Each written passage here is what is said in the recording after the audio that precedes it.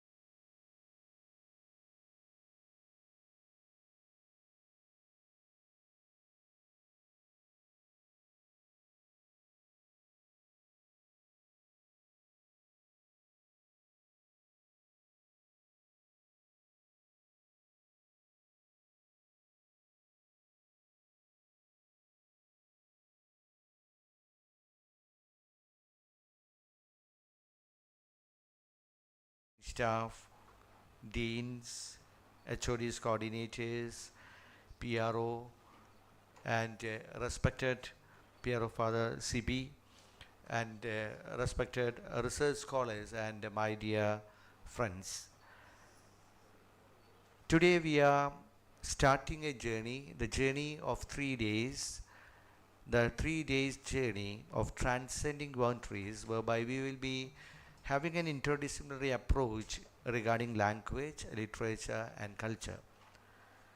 As has been rightly pointed out by Dr. K.J. Varghese, the HOD and Dean of International Affairs, he just mentioned about what is it all about this international approach.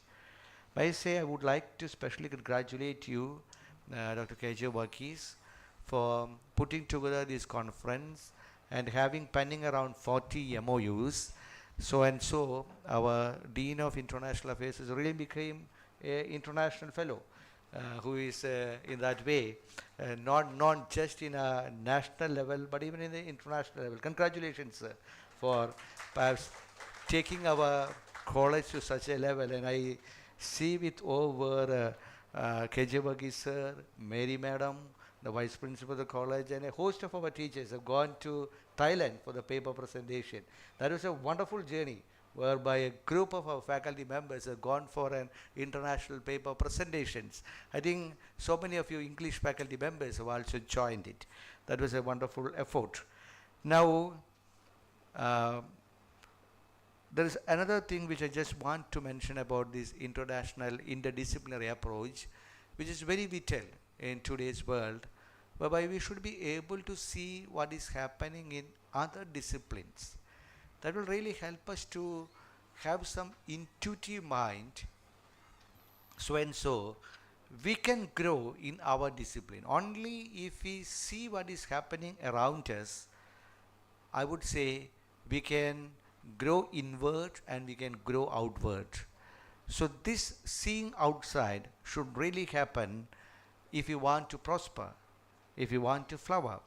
So that has to happen in the language scenario, literature scenario, in the cultural scenario.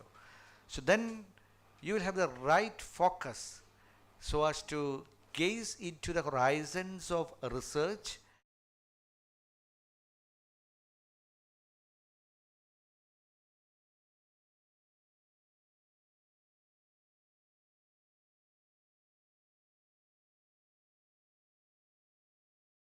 of LTI's Central Kerala chapter.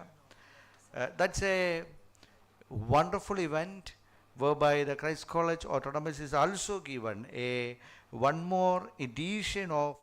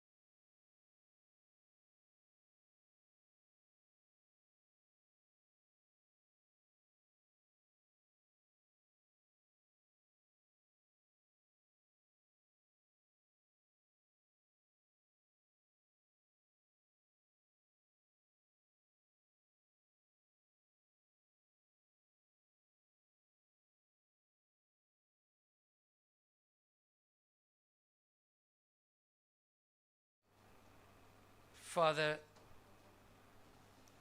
Joy Petey, Miss Julie Simon, Professor Mary Bertha Rose, the Honorable Vice Principal of this college, who I met a couple of years ago at St. Aloysius, and then all-important poet Priyanka, my friend from Thailand, Ivan, the absentee friends coming from Haryana, Delhi, and the northeastern India. There's someone from the Philippines, and a lot of you, I know all the names really. If I begin from here, I can see her name is Irinjalakuda, her name is Kerala, her name is India, and his name is again Kerala, Irinjalakuda, India, the world, the universe, all of us, human race. Hello, human race. Said, hello, human race. I can't hear you properly. Hello, human race. Good morning. This is simply a simple 3-minute job to open a conference like this. And there are some protocol here. Got to thank the authorities of Christ College, headed by Father Jolly Andrews, my friend Professor Varghese. I'm sorry if I'm wrong in pronunciation of the name, and Kerala, Irinjalakuda, India, the international, the little world we have here. We have come here for a purpose. We have come here for a purpose. And the purpose is not to be busy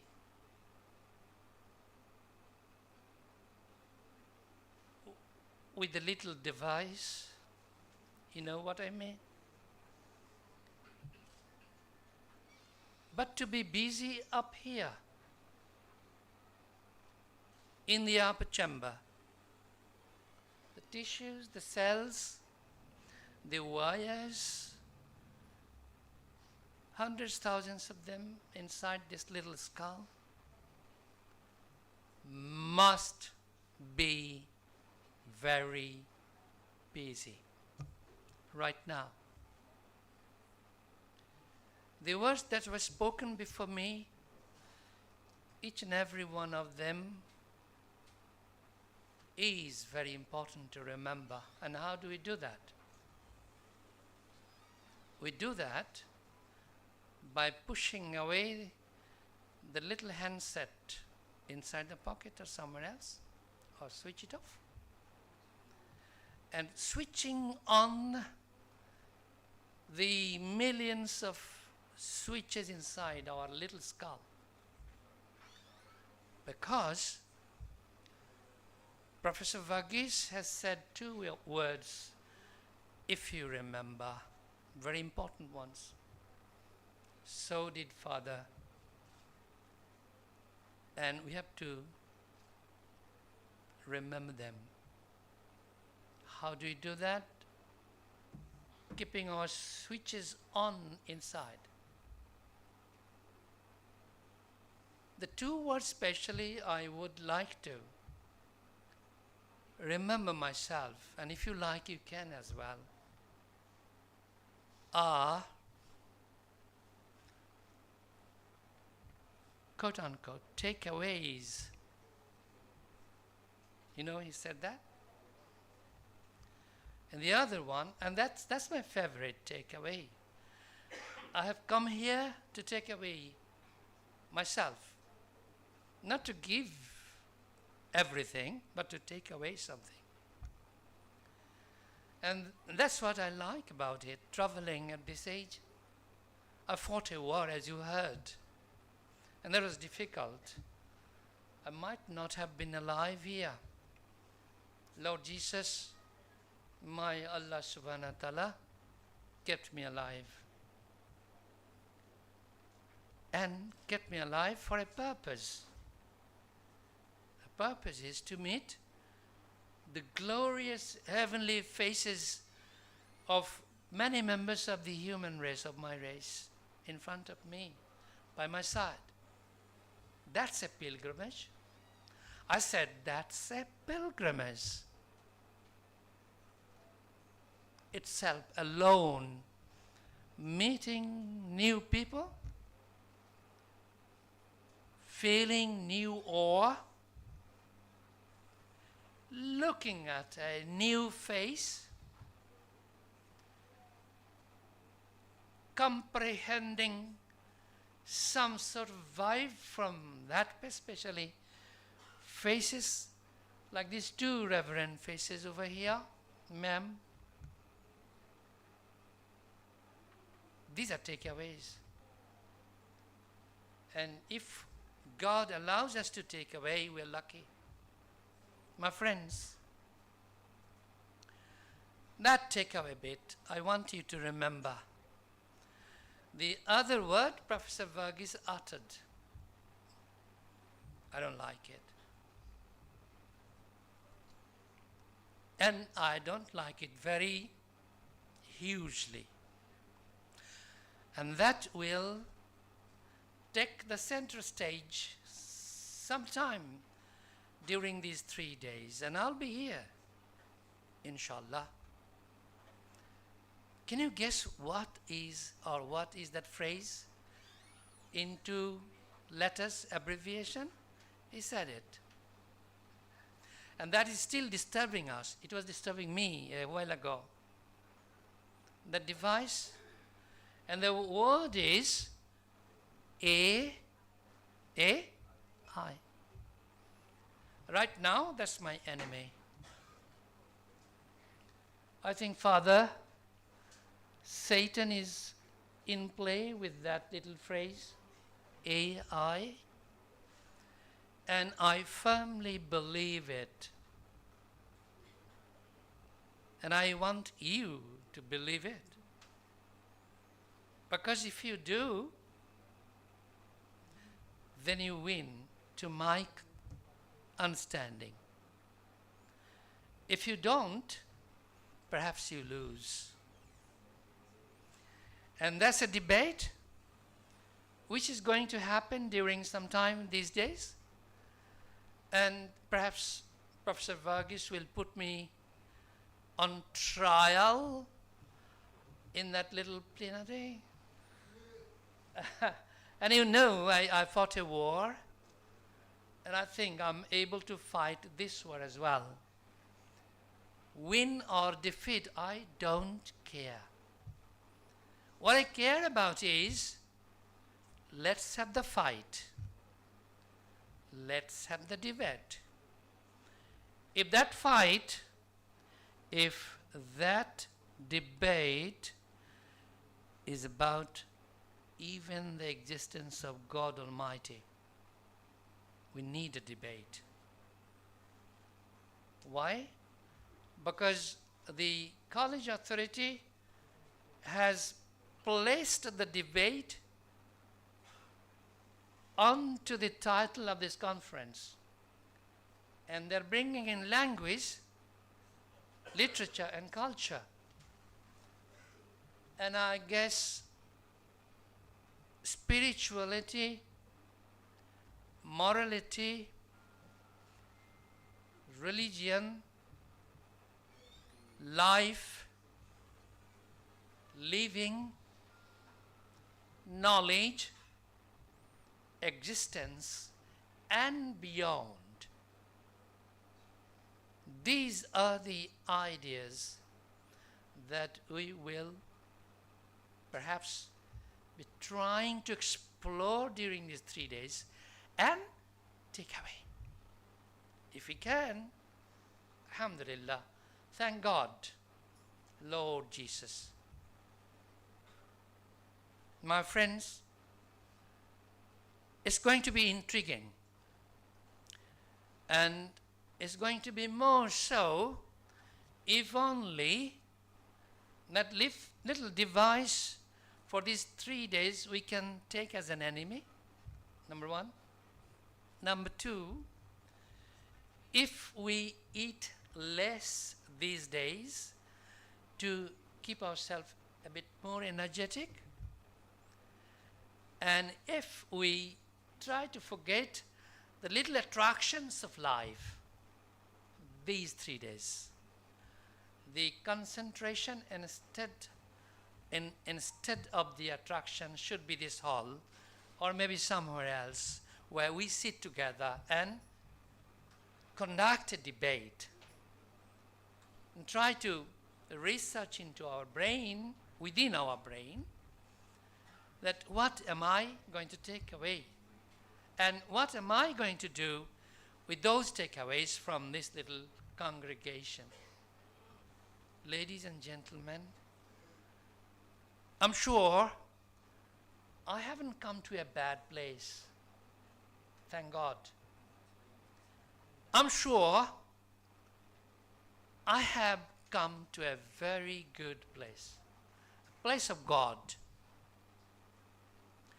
Attendance number is just a thing. It's a saying in Bangla, Priyanka will understand. Maniker khanik bhalo. Gem means manik. Khanik means little bit.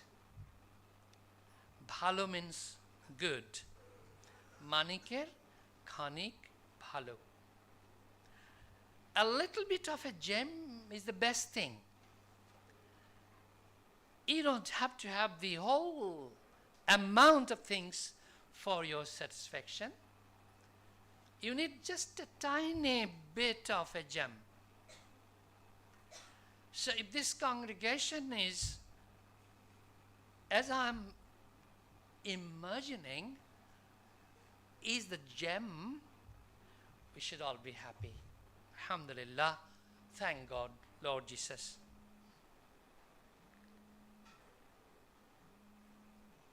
At this moment, I want to spell out and I want you to remember only 14 words. And we want us to memorize. Maybe Prof. Verghese has already taught you that. Madam Mary has already taught you that. And the words are, your primary teachers taught them. One is good. The superlative degree for that is better. The comparative degree is better. And the superlative is best. So what are the 3 words? Good, better, best. 3 out. 11 remains. When somebody very bad proposes you, I love you, you say never. Yeah? Do you say never? Bad man. Yeah? Yeah. Never. So that's 4th one out. 10 left. So let me go and I want you to switch on your switches over here. I'll say it twice. I want 1 or 2 of you to tell us those 14 words verbatim. Do you promise you're going to do that? Put your hands up if you do. Put your hands up. Let's see. 1 brave one, 2 brave ones. Only 2. Come on. I want 4, 3. Okay. That's it. No problem. It's good, better, best. Never let them rest. What is it? Good, better, best. Never let them rest until good gets better. Until good gets better and better best. And better best. So let me say it together. Good, better, best. Never let them rest until good gets better and better best. Let's do it together. Good, better, best. Never let them rest until good gets better and better best. Now, I'll say 1, 2, 3, you carry on. 1, 2, 3, go. Good. Never. Until. And better, best. Big clap for you all.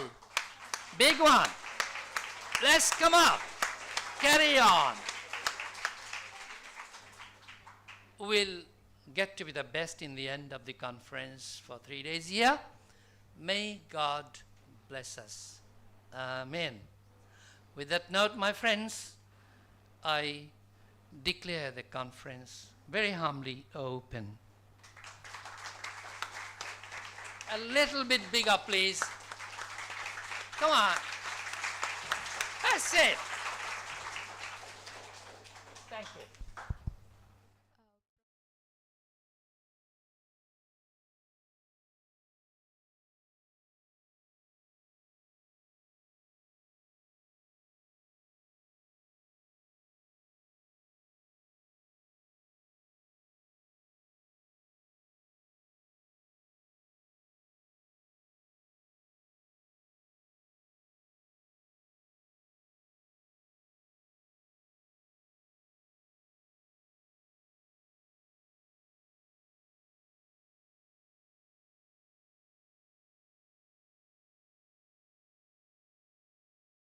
Later we'll be printing it and we'll be distributing it.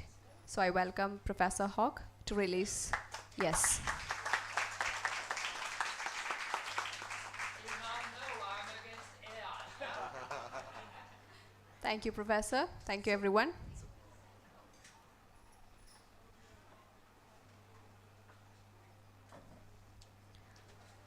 To bestow blessings upon this event, I request Reverend Father Joy P.T. CMI, Manager, to deliver the benedictory address. Father, please.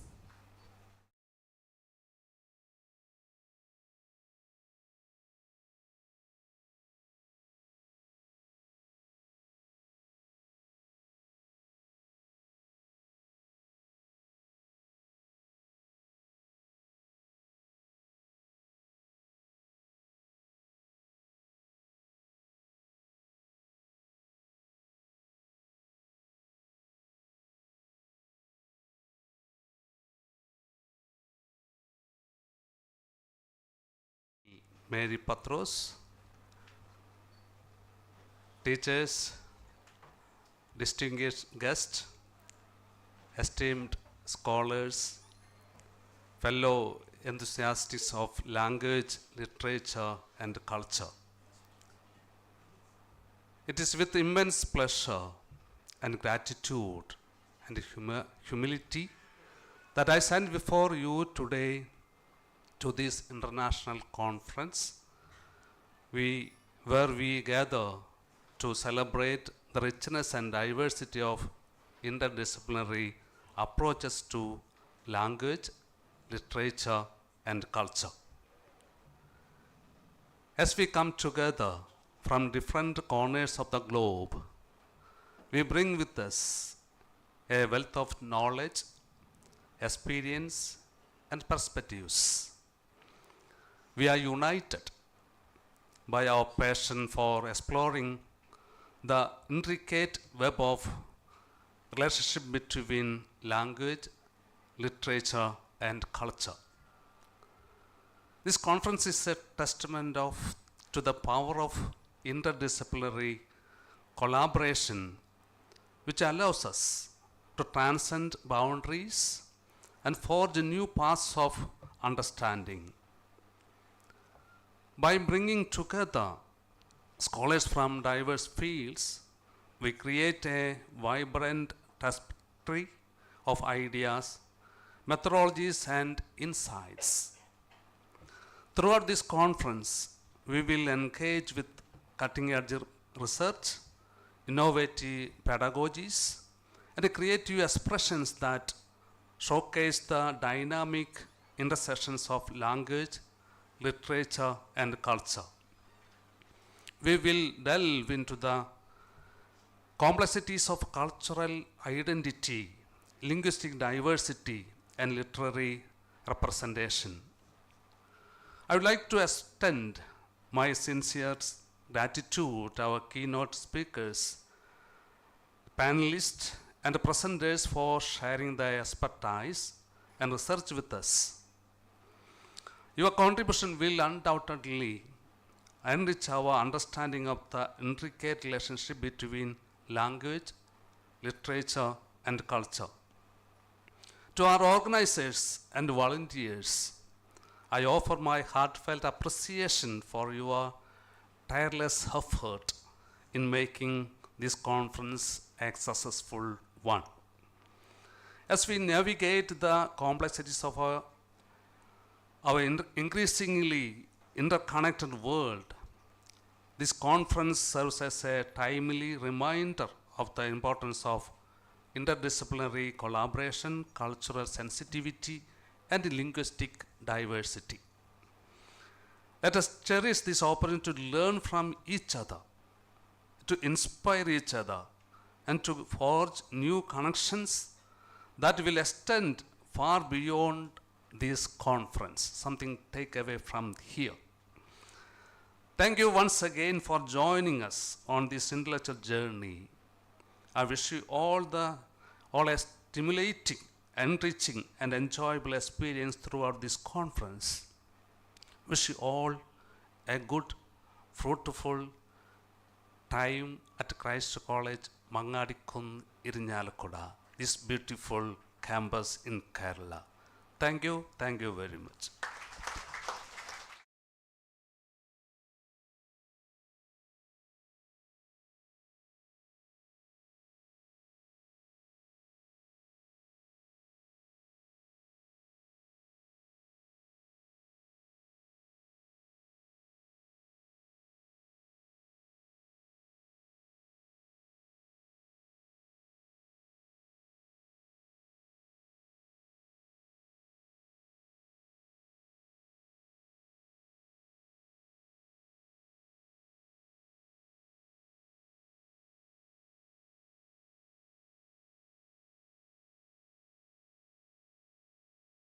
Your reasons are in coming to this 3-day conference. Congratulations. It is always a choice. Choice to be forced, probably, or choice to be here to learn and take away some wisdom and intelligence. I would like to extend my gratitude and much congratulations and felicitations to Reverend Dr. Jolie Andrews. He will know. We have also for Reverend Father Joy, the manager, sir, the father. Also, Dr. Varghese. I met Dr. Varghese sometime in 2021, surprisingly, long ago. It's ironic because that was the time when no one was traveling, but the online world was open. We met through an online conference. Also, Professor Muhammad Shamsul Haq, who is my new person in the list of my idols. He will know as well. And Madam, who I met in Thailand previously, Associate Professor Mary Patros. Most importantly, to all of you, for the 3rd time, congratulations.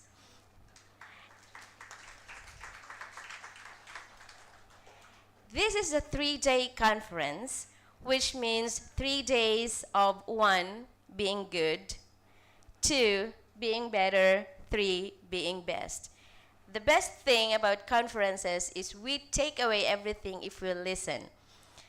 This is also a pure manifestation of your love of knowledge or of your professors because you're here and you were told to do so, or a love of your department heads. Whatever the reasons of that love is, knowledge will be the key, fundamental key of education. It says here language, literature, and culture. These are 3 interconnected things and matters that we have.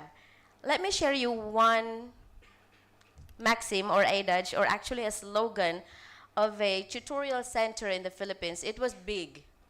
It is big tutorial center. It says there, 20% of your success will be from you, your diploma, and your experiences. The 80% is from your communication skills. It was a good slogan, and I believe that. Our communication skills will take us everywhere. And I mean everywhere. You're just thinking you're here for 3 days and nothing else. After probably 3 months or 3 years, or probably not 3 decades for me because I'm old, but for some of you, you will be everywhere, and take that. Embrace that. There's a meme or there's a debate online that says education is not important anymore. We don't need education anymore. They are using Mark Zuckerberg as the example of having diploma or certificate or degrees. But let me tell you, Mark Zuckerberg's lawyer has magnificent education. Mark Zuckerberg's doctor has magnificent education. Therefore, ladies and gentlemen, let us embrace knowledge, by extension, education, or vice versa. One more time, congratulations, and I will be enjoying the 3-day conference here in your university and your state. Thank you very much.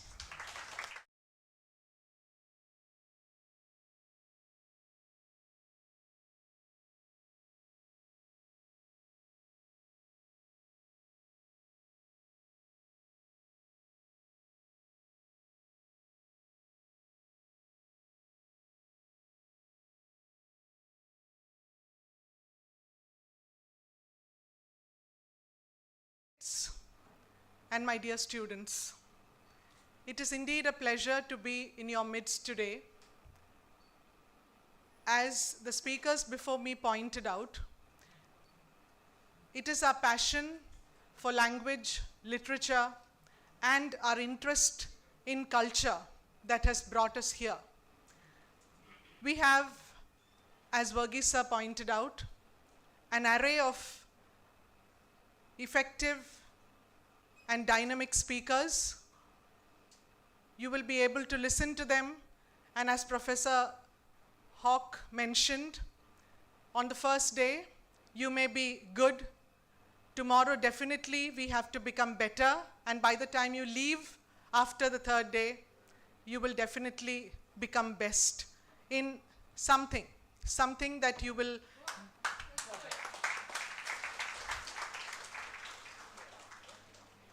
So, without much ado, let me move on to the duty entrusted to me, that is offering a vote of thanks at this inaugural function of the 3-day conference on transcending boundaries, exploring interdisciplinary approaches to language, literature, and culture. On behalf of the organizing committee, I take this opportunity to thank the president of this inaugural function, our dear principal, Father Dr. Jolly Andrews, who has left in between to attend the PhD viva of a scholar in the college.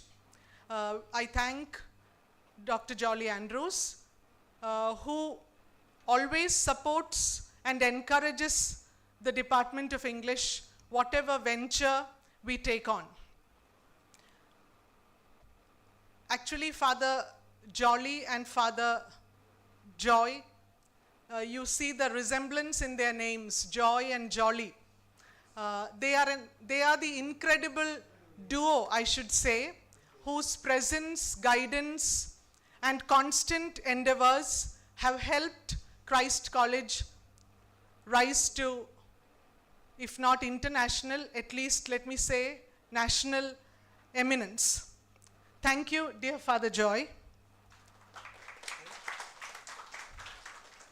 Professor Muhammad Shamsul Haq, former HOD of English, Daffodils University, Bangladesh, who very simply but very interestingly, in a very different way, set the tone for this international conference by very rightly pointing out that the little device that we all carry with us wherever we go, at certain times we need to put it aside. Only then we can devote our time and energy to more relevant things. Thank you, sir, for those very wise words, and thank you for inaugurating the conference. Miss Julie Simon, whom I had the pleasure to meet when Shiba ma'am and I went to Shinawatra University in Thailand to present papers at the conference, very beautifully organized by our dear HOD and Dean, that is Dr. KJ Varghese. Miss Julie has also spoken about how relevant communication skills are in today's world. Communication skills is your visa, your passport to success. Wherever you go, it is not simply the grades that you score in your exams that will take you places. Definitely, if you are good in communication skills, you will manage to become successful whichever field you plan to move into.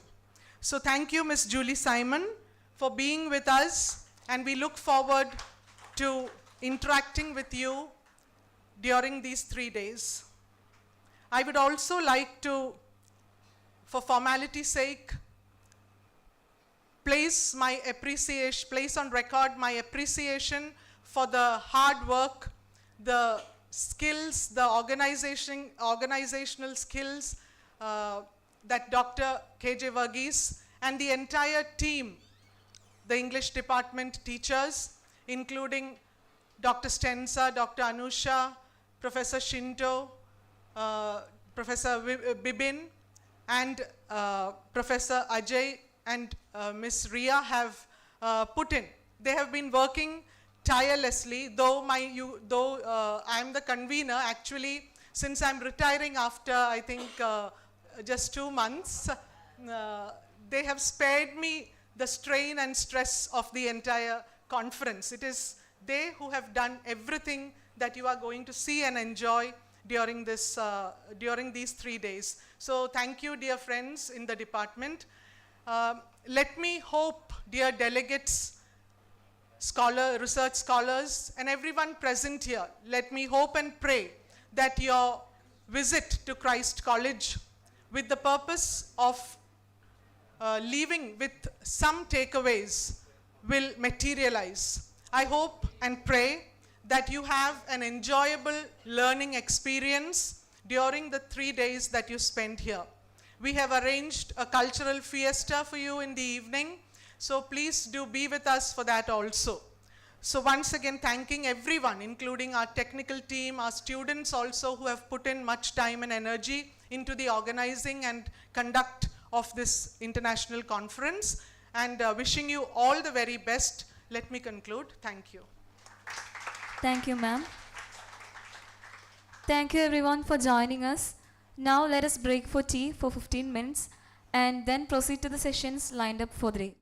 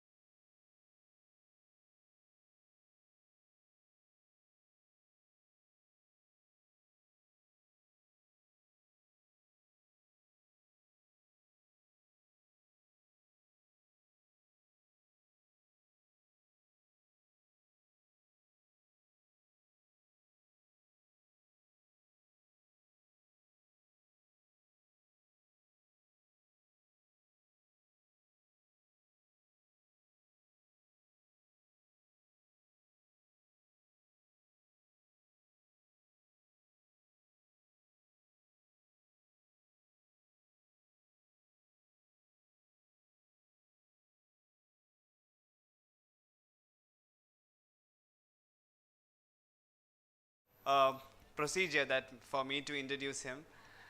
So Professor Mohammad Shamsul Haq comes from Bangladesh, and he teaches at the Daffodil International University at Bangladesh in the Department of English.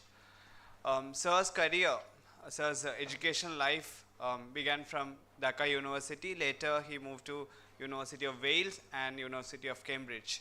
So it shows how extensive his career as a learner has been. And also, apart from his career as an educational learner, he is also into teaching with the philosophy of differential instruction with participatory outcome with students. And as a researcher, he has 35 publications on his account, and his PhD is also extensively focusing on communicative language techniques. So apart from his teaching and as a career as an academician, is also known for his organizing skill, which you could see from his energy in the inaugural session as well. So he has organized the first ELTA International Conference in 1984, and also first bilingualism conference in international conference in London in 1995. So it shows how a versatile figure that we have for the keynote address, and also got to know that he's a freedom fighter. That means he's a cultural ambassador from Bangladesh with all the tensions that India-Bangladesh has at the moment. So it shows how language, literature, culture bring together people as a form of soft power with all the tensions that we are having at the moment. So we are all honored to have you, sir, among us, to have a fruitful interaction with all of us, and also looking forward to an engaging session. With warm welcome, considering it as a privilege, I welcome you, sir, to deliver the keynote address.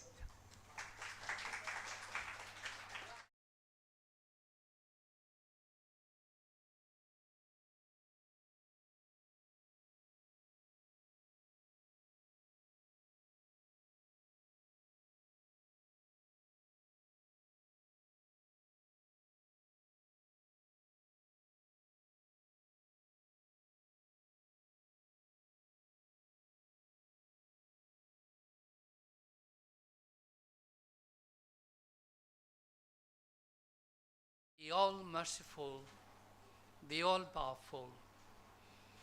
And also in the name of,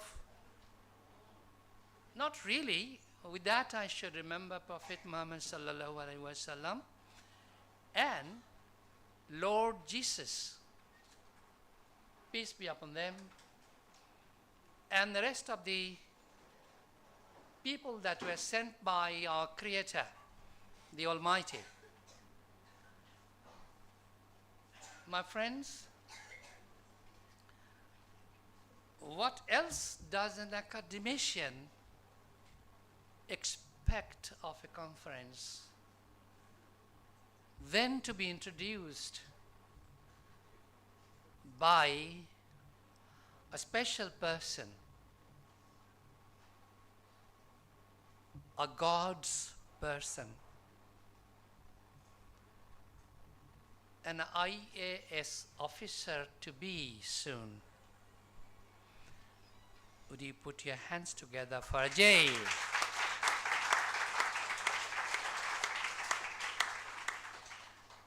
And I've been introduced many times all over the world, in many places, including the UN.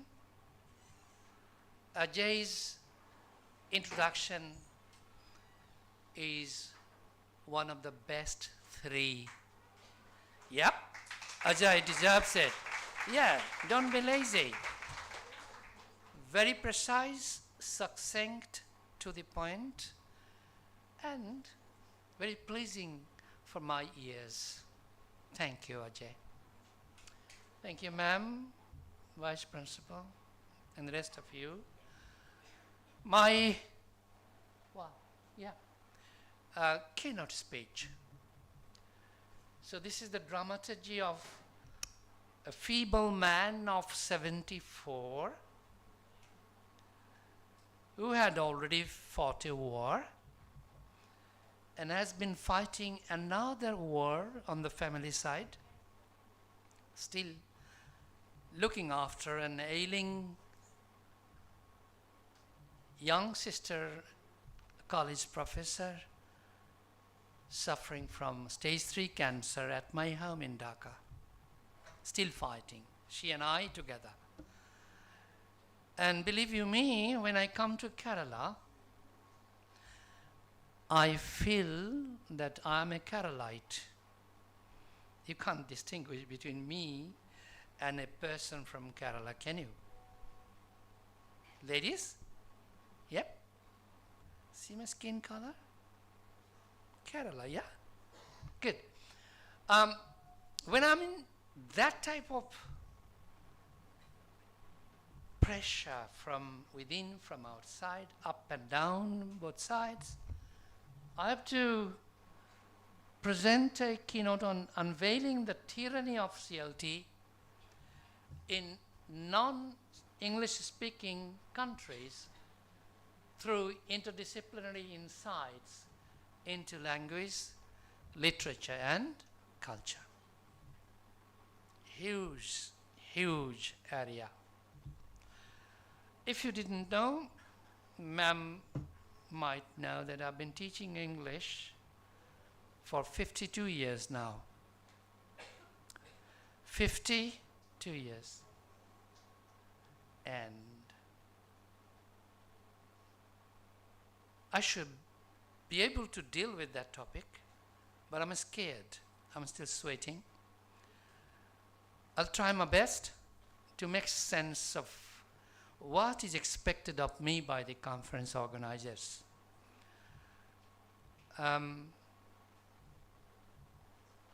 Tyranny of CLT, those three words. Tyranny of CLT, very strong, yeah? That's the name of a book I'm going to publish within the next year, within this year, by December. Tyranny of CLT. And when Professor Verghese was insisting, I said, I'll take the shortcut way, because the things are ready there. And perhaps the ideas that I'm going to present on the right hand side corner, 3 people, 2 ladies and a man having his head down near the door, is using a small device. Yeah, you with the black, please, for God's sake, do me a favor. Look at me, I'm the most handsome man in the world. Okay. And for that matter, I draw your attention because I'm going to talk some not so good things, really. The word tyranny itself is strong. Is it right? Tyranny. Tyranny. Genghis Khan. You know Genghis Khan? Genghis Khan, Mongolite invaders of India. And then Alexander. You know Alexander, who invaded India? And then a lot of other invaders. For that matter, even the, I shouldn't say this is Christ College. British imperialists, they are tyrannical beings that terrorized all of the subcontinent, including Bangladesh. We were subjugated to exploitation, economic, cultural, emotional, style-wise, thought process-wise, academically, politically, philosophically, and whatnot. That was a tyranny of the British Raj in the subcontinent. I mean, India, Pakistan, Bangladesh. Not only that, all over the world, wherever they went. And initially, when the Battle of Plassey happened, Battle of Plassey, can you remember the date? 1757. and the only remaining sovereign of an Indian state, Bangla, Bihar, Odisha,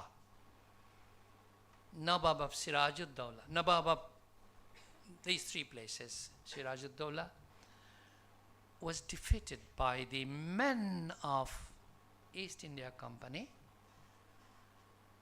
The sun of independence of India sank.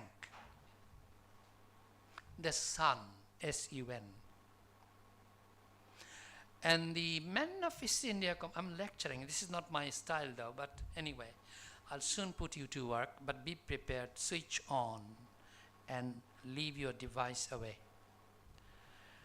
The son of independence, sovereign son of independence, sank with the Battle of Plassey in 1757. Ever since, these white people, they continued very cruelly their exploitation and cruelty to the nations of India. And I said, why? How? And one of them, Lot, was then in the British Parliament. They were here doing their business, sucking the blood of the poor peasants of India, sucking the blood of the poor peasants of India, taking all the revenue back to the shores of Britain, the United Kingdom. During that time, this guy called Macaulay, ma'am knows it, and maybe some of you will, Lord Macaulay. He was a bad man. I shouldn't say, and forgive me if I sound very strong in using some words, which I'm prone to. I do like to use strong words in my delivery anywhere, even including the two I delivered at the United Nations. Alhamdulillah, thank God. And the next one is coming this year anyway. So those strong words to be forgiven. Lord Macaulay was a bad man. He was a member of the Parliament, British Parliament.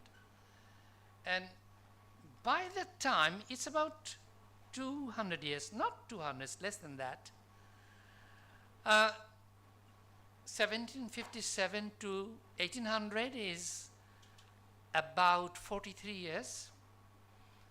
And after that, 35, it's 88 years. My mathematics is very poor. 88 years kind of time. About a century. After a century of the invasion of India by the East India Company, this bad man called Lord Macaulay, I call him bad man because I know him very well. No, he's in grave, but I know him through his thoughts and philosophy. He said, Indians are poor people. Listen to this. Our ancestors were called poor people by this bad man. Indians are uncultured people. We don't have a culture to him. Professor Verghese claims Irinjalakuda is the cultural capital, the cultural center of the cultural capital of India.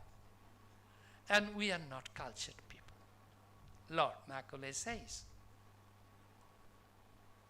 And then what? They don't have a lifestyle. Two girls in the fourth row are not listening to me. On the left. Please. When you are here, you will feel the pain if you see two of the eyes are away from you. So I want you to cast your sight onto my very beautiful stature. A Carolite stature. Okay? So what happened is this guy, Lord Macaulay, said, we are poor. We don't have a culture. We don't have a lifestyle. We are savage. You know this word savage? Bad word. We are illiterate.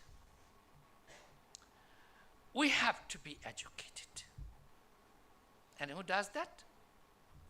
Lord Macaulay says, because by that time India became a full colony of the United Kingdom, the British Empire, they said that's our responsibility. Now look, this guy started swearing at us like anything. We don't put up with that. And then he said, let's do a favor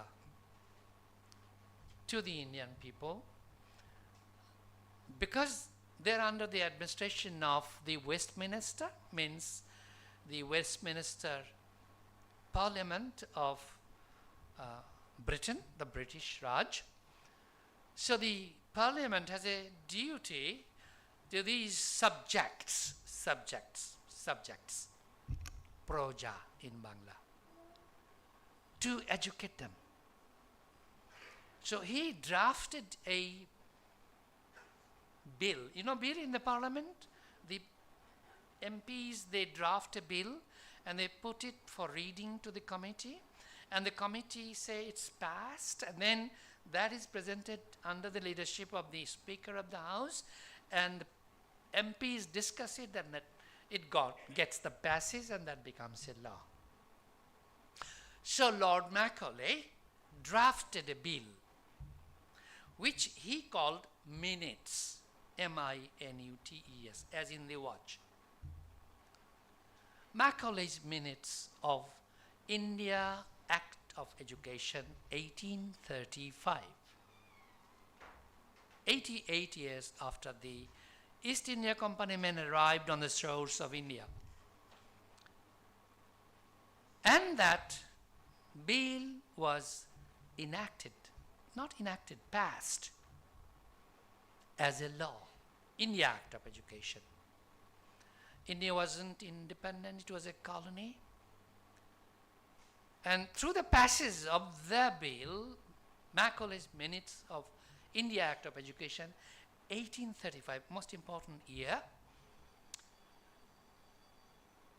the institutions founded by the company men in different parts of Indian subcontinent, including some here, you know these grammar schools, St. Xavier's, St. Joseph's kind of places, and in the big district headquarters there are Jila schools. They used to call grammar schools, to be called grammar schools. These were the schools that were established by the money that was allocated as a result of this Macaulay's Minutes of India Act of 1835. Bad people, poor people, uneducated people, illiterate girls and guys started getting education through that money. And the product was Mahatma Gandhi. And the other man, I don't like him, is Muhammad Ali Jinnah of Pakistan. And many others, Surawardi, and there are many others. There should be many in Kerala. APJ Abdul Kalam, you know, these people, Missile Man of India. They were the product of the money that was allocated for Indian education by or through the authority of the Macaulay's Minutes of India Act of Education 1835. I'm going a bit fast because time. We started getting educated, getting civilized, and guess what? The idea was not to create real educated people,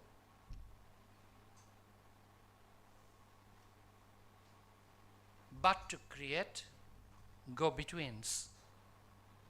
Go-betweens between the Raj, the British administrators, and the common people of India. But to create a bunch of clerks,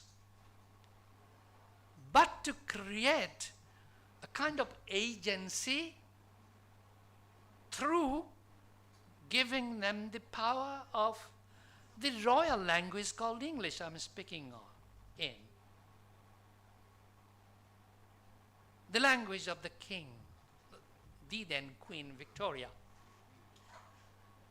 And people got the education in English, English education. Ajay is using his device. Thank you, Ajay. And by getting the power of this language called English, Mahatma Gandhi, Jawaharlal Nehru, and the rest of them,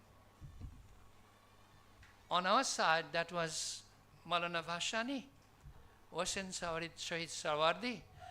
On our enemies, enemy quote unquote side, Pakistan, Muhammad Ali Jinnah, Liaquat Ali Khan. These people were English educated because of the funding that came from 1835 India Act of Education. Lord Macaulay.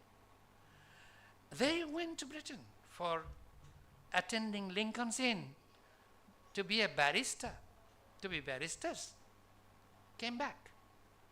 And they started the movement of independence of Indian subcontinent, whereby two states were created. One Pakistan, 1947, August the 14th. And the next day, which country? 15th of August? This great nation was born. It's because of the bad man, Lord Macaulay.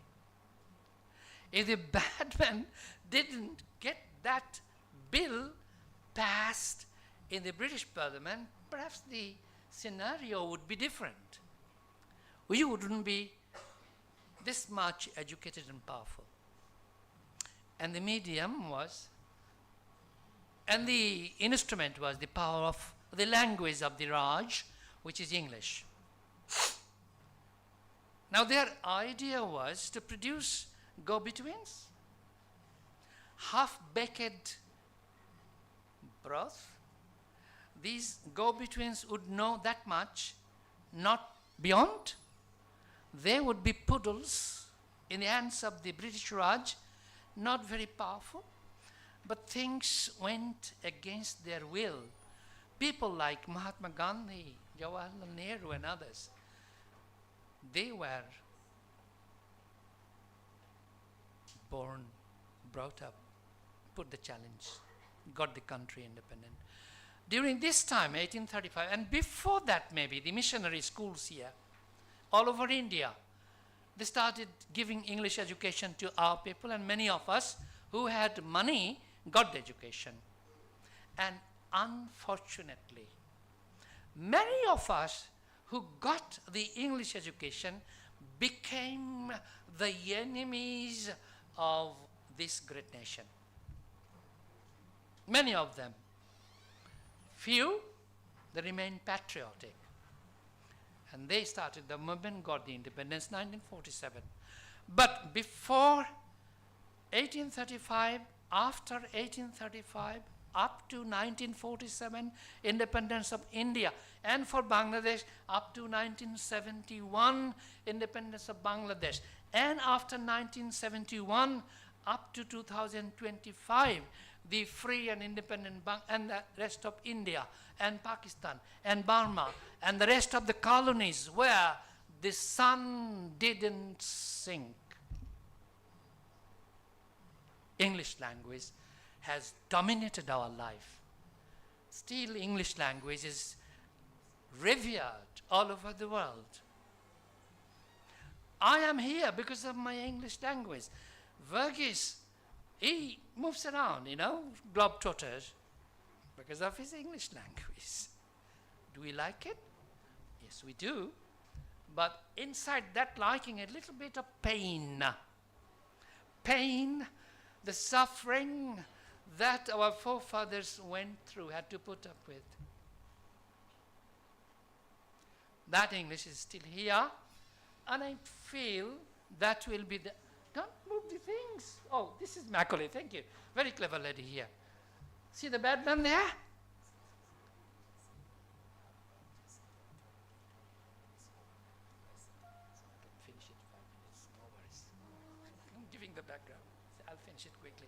So after Macaulay, I've been told that time is running out. Professor Varghese' order, I've got to put up with that. And Macaulay made us powerful through English. Guess what? Is English of the Raj still surviving among us? Is the English that I'm speaking, is Macaulay's English? The answer is, say it loudly, no. In India, in Bangladesh, in Pakistan, in the colonies, especially in the African colonies, the English is not there. It's a different register. It's not the Queen's English. It's not the King's English. It's not the English of the South England. It's not the RP, received pronunciation. And slowly and gradually, this English called RP is getting wiped out of the landscape of language teaching in the whole wide world. But Macaulay has his disciples. Can you move up? There are a few people. Macaulay, these are his disciples. Not the one on the left-hand corner. That's Noam Chomsky, my good friend. He's in his deathbed right now. He's still alive. And the rest of them, they're gone. 3 other people. These are the advocates of Macaulay's English. And they said that English must be spoken like English speakers. Now guess, English speakers? Who are those English speakers? English is spoken in Australia. And one Australian came to Dhaka the other year. Said, what's the point? You came here, when did you come and all that? The other people were asking the Australian visitor. He said, I have come to die. Huh? What? You have come to, don't die here. I have come to die. That's English. He was trying to mean, I have come today. And it sounded like, I have come to die. And the guy facing him was in trouble. So no, don't die here. It's going to be bad trouble here, you know. So that's one English. The other English you hear from the Chinese people. I'm not being funny about it, but my friends, you don't understand Chinese English, do you? Very difficult. Go to Japan. Go to the Middle East. They can pronounce few sounds of the RPA. R, L, U, N. All these things are difficult for many of us to pronounce. So where is the English? There's no such thing that is English. These guys and girls, they were advocating for that. And you know why? Because they were still trying to do business. Business agents. I don't mean him at the corner, Noam Chomsky, my friend. Met him. God bless his soul. The rest of them 3, they are business people. They're the agents of the British Raj. They wanted to do business with English language. And they prescribed that English must be taught by a white-skinned English man or woman. In an English class, the delivery must be in English, the reception must be in English, and the teacher must be in an English person, and she or he should have English accent. Otherwise, communication in English will be jeopardized. That's the premise. And with that premise, these people started a business around I'm not going back because there were some other things to be told. And they said, we need this English thing to teach English to the non-native speakers who are English learning people. Is there any way that we can ensure that? Believe me, 80% of the English teachers in the world, me, Madam Vice Principal, and the rest of the English teachers in the world are non-English speakers. 80% of them. We have kept the flow and we have kept the boat of English language teaching afloat. 80%, those skin color is not white. And they are asking that in the class, there must be a white person to teach English. And when I was seeking a job in Saudi Arabia from England, I was studying in England at the time, and they rejected me because of my skin color. I said, look, I'm a British person. I am. I've got a British passport. And you must take me. They said, sir, we saw you, you visited, your skin color is not. I said, you are racist. Muslims, Saudi Arabia, King Abdulaziz University, not taking a Muslim whose name begins with Muhammad? You must be racist. And I didn't visit Saudi Arabia for another 25 years because of that reason, because they were the fit-licking people of the white people. Them. And then came these people. I'm cutting the story short. They said, it says Vygotsky, a psychologist, Adrian Holiday from UK, Dodson, Germany, and your own man. I love this man. He's still alive. My friend, Kumar Develop. He's a big, big, powerful man. So they started saying, no, those prescriptions of communicative language teaching, in short, CLT, up there. These people started reforming communicative language teaching principles, like having one of the principles having an English man, white-skinned man, woman to be the teacher. So they changed the scenario up, ma'am. Well, the principles, I'm not going to go into that. Up. See, this is bad about this AI thing, up, please. Yeah.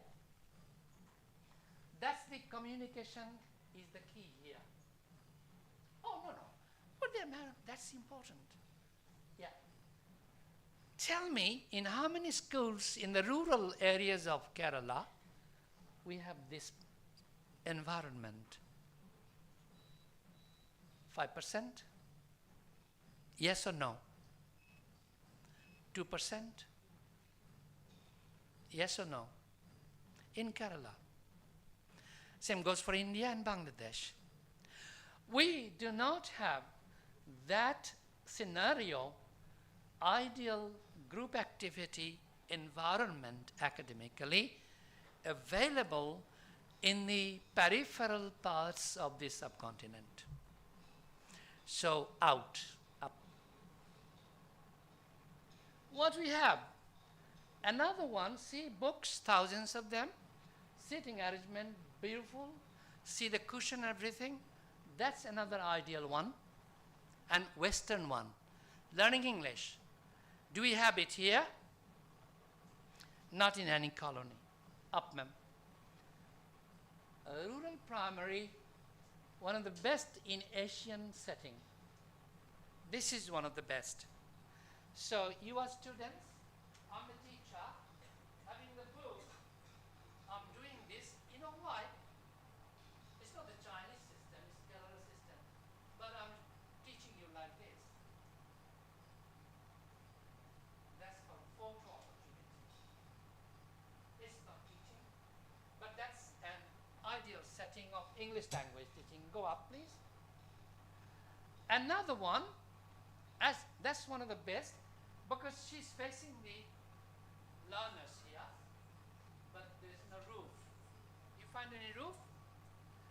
Maybe there are some in India as well. Up. This is from Bangladesh. Rural school at risk of ruin. That's my title. See the river erosion? That's a school and there is students, no teacher. That's CLT happening there. We are asking them to do CLT, provide CLT, communicative language teaching, English language. Up, please. Another one, no land. Somehow a fisherman landed a boat and the school's happening.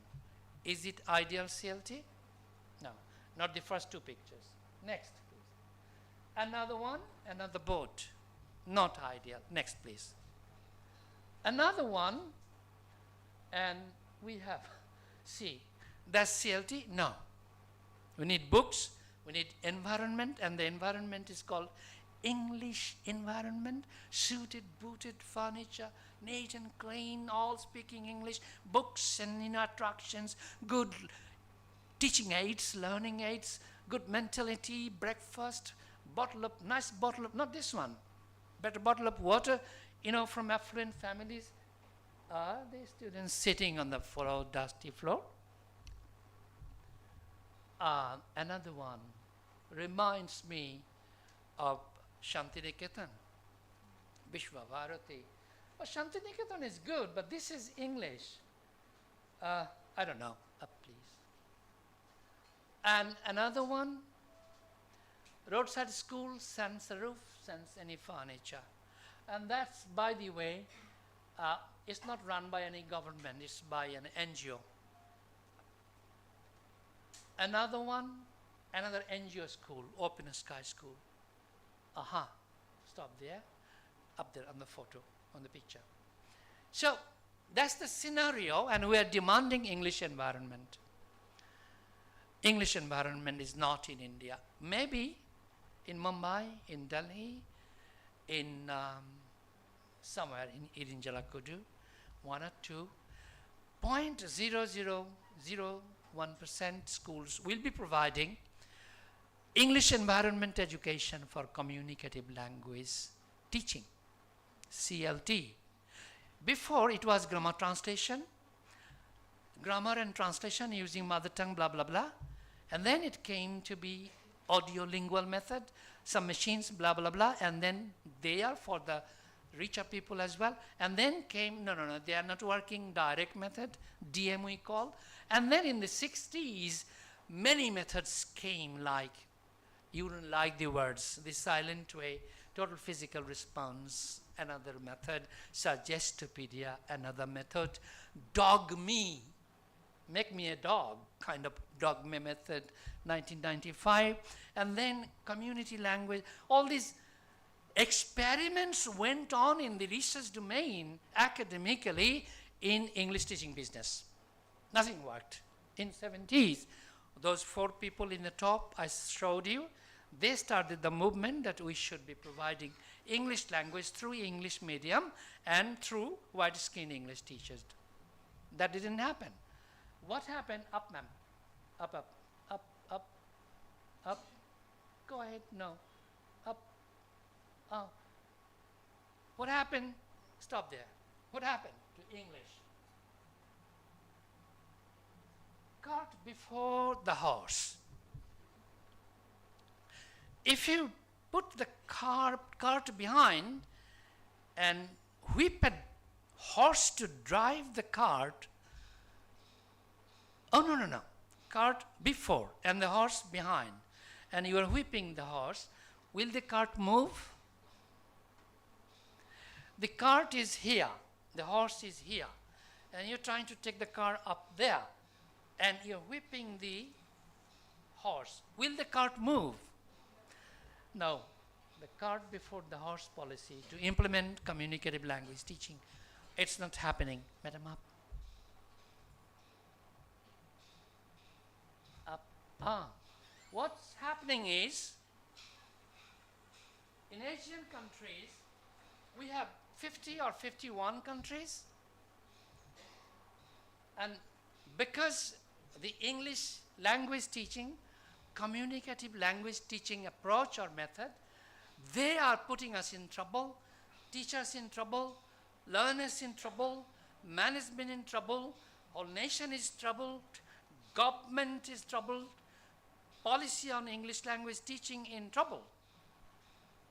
And all Asian countries are ailing about communicative language teaching.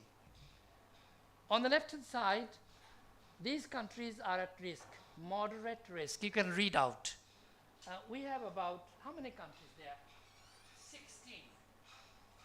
They are at moderate risk of failing in providing English language teaching. And in the middle, we have 17 countries of Asia. They are in moderate and high risk situation of providing English language teaching, means it's not happening. And we have 19 countries at high risk. That includes India and Bangladesh. Our countries are in high risk of providing communicative language teaching English according as per the desire, wishes, whims of the government, and we are at high risk. So the patient, English language teaching is a patient. It's a patient, dying patient. And I consider it as the tyranny of CLT, as the torture of CLT. I'm sure I didn't learn English in this environment.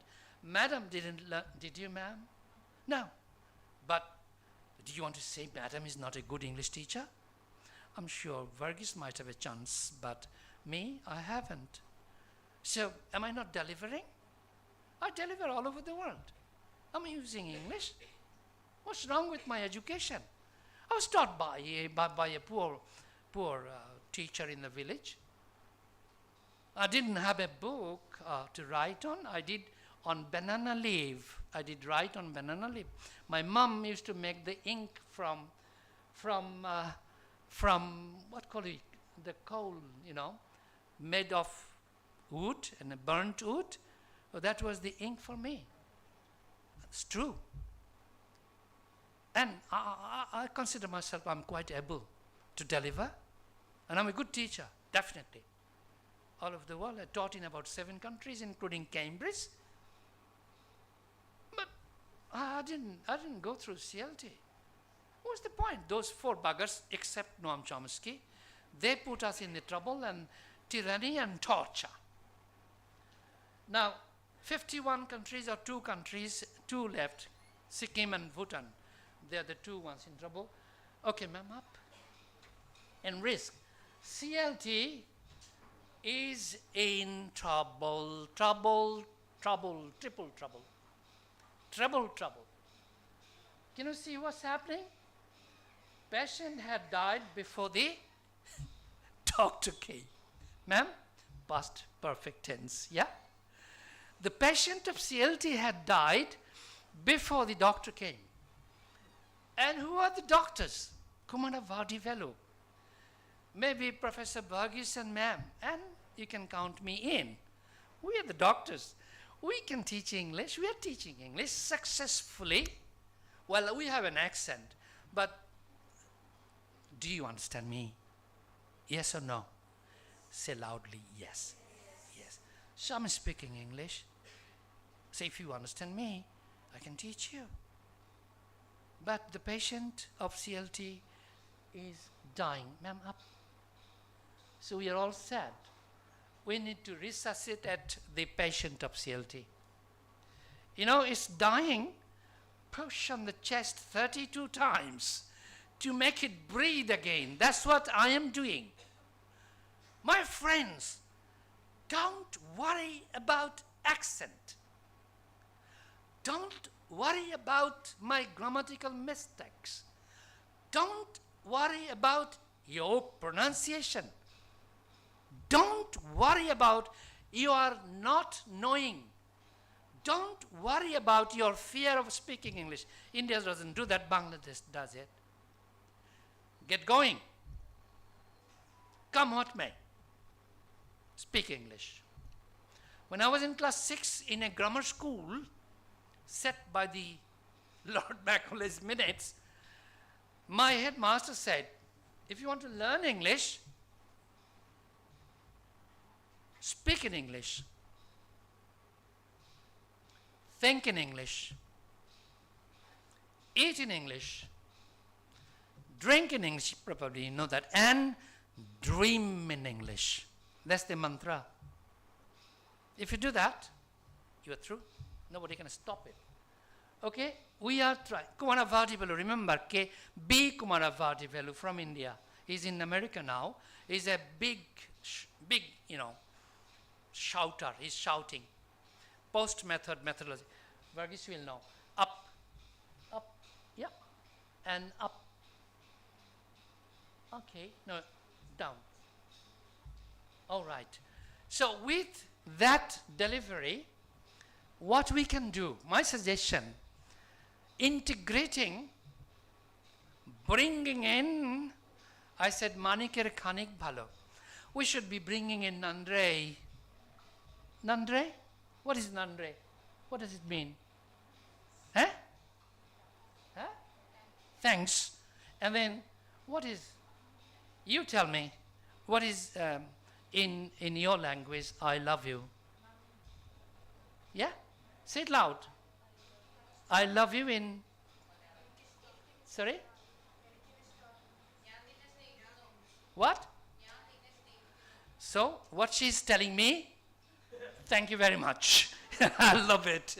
So, we should be bringing in this cultural context in the English language class. We should be bringing in the dress, the kurta. We should be bringing in mom and dad in the classroom. We should be bringing in lot of our own language in the classroom, lot of our food, lot of our cultural Pongal. You know Pongal? Happy Pongal to you all, yeah? We should be bringing in Christmas celebration, Eid celebration, all these things, the puja thing, everything must come into the English language classroom. And of course the mother tongue. Nandre and the sentence she said to me, thank you very much again, okay? We should be bringing in our language as well. I am for that opinion. That's language bringing in, integrating language into English language classroom, culture bringing in, and also literature. Do you have any poet in Kerala? I know major 10 authorities, authors in English language. You know Kamala Dash? Yes, a famous poet Kamala Dash. I teach Kamala Dash in my class. So they are from India. Arundhati Rai? You know Arundhati Rai? R.K. Narayan? Yeah. And then there is somebody called Amitav Ghosh. You know Amitav Ghosh? These people are from India. And their literature is being studied in America, in England, Australia, everywhere. India. You need CLT. That's tyranny. So, we should be bringing in language, our culture, Pongal, our literature, including Tamil, Telugu literature, Bangla literature inside the classroom. And that's where my war is. My friends, in the morning show I said 2 words, take away. Another one, AI. I'm for one, against one. In the plenary, I'll be against again. Please do come in. Argue. I'll ask you to break your phones, mobile sets, if you can help yourself, want to help yourself. And let us use our brain that God has given us. Let us use our eyes that God has given us.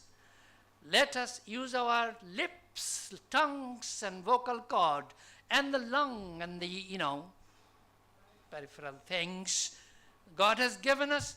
Let us use our thought process, attitude God has given us. Let us use our body God has given us in pursuit of surviving, not only surviving, achieving excellence in our mother tongue first, and then a foreign language, in this case English. If we can do that, we can do that through bringing in mother tongue language, Pongal culture, and literature, Anita Desai and them lot. And let's do it. Thank you very much. I love you.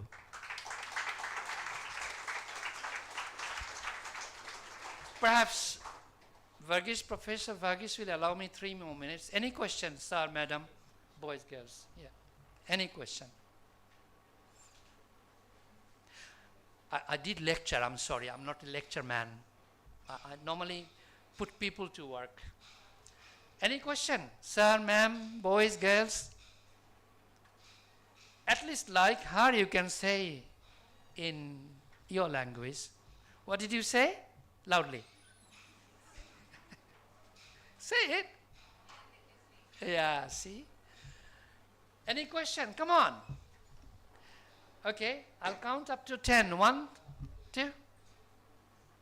Any difficult, even personal question? I don't mind. 3, 4. Put your hands up if you want to raise a question. 5, 6, 7, 8. Come on, be brave. That's not English.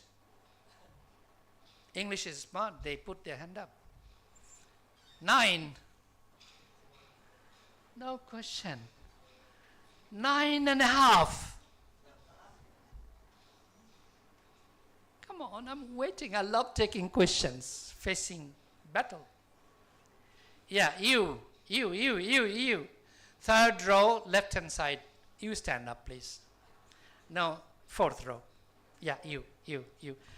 Hairstyle like APJ Abdul Kalam. You stand. Yeah, stand up, please, ma'am. Ask your question. You have got a question. Listen. What is your question? Yeah? Put the mic. Yeah, be brave. If you don't have a question, it will mean something different. Come on. Can you please explain the integration of cultural content? Can you say it again, please? Integration of cultural content. Integration of cultural content. Yeah? I don't have the answer. Wait there. Does anybody have the answer? Please help me. I'm in trouble now. Did you listen to what I said? Anybody? How do we bring in cultural context in the class? Anybody help me, please? Madam, stand up, madam, please. I'm sorry, Vice Principal. Yeah, microphone. By introducing words from our own native tongues. Exactly. By introducing words, styles, objects, realia, small drama, a picture, the Murti of Ganesh, the, dress you bring into the classroom, teach vocabulary, act out like a Keralite fisherman. Yeah? That's how you can bring in your culture. Happy? Bigger a big clap? Big clap! Another clap for Madam Vice Principal. Big one.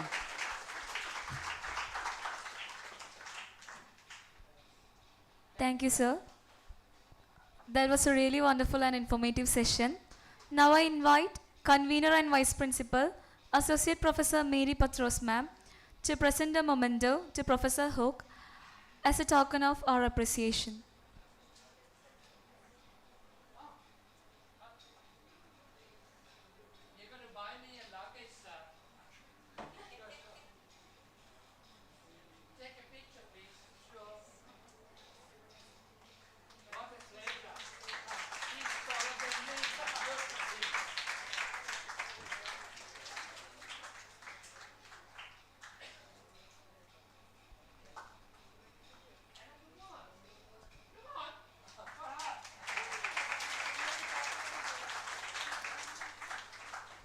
Thank you. Now we have the plenary session on the topic, a cloverleaf approach in divergent ES.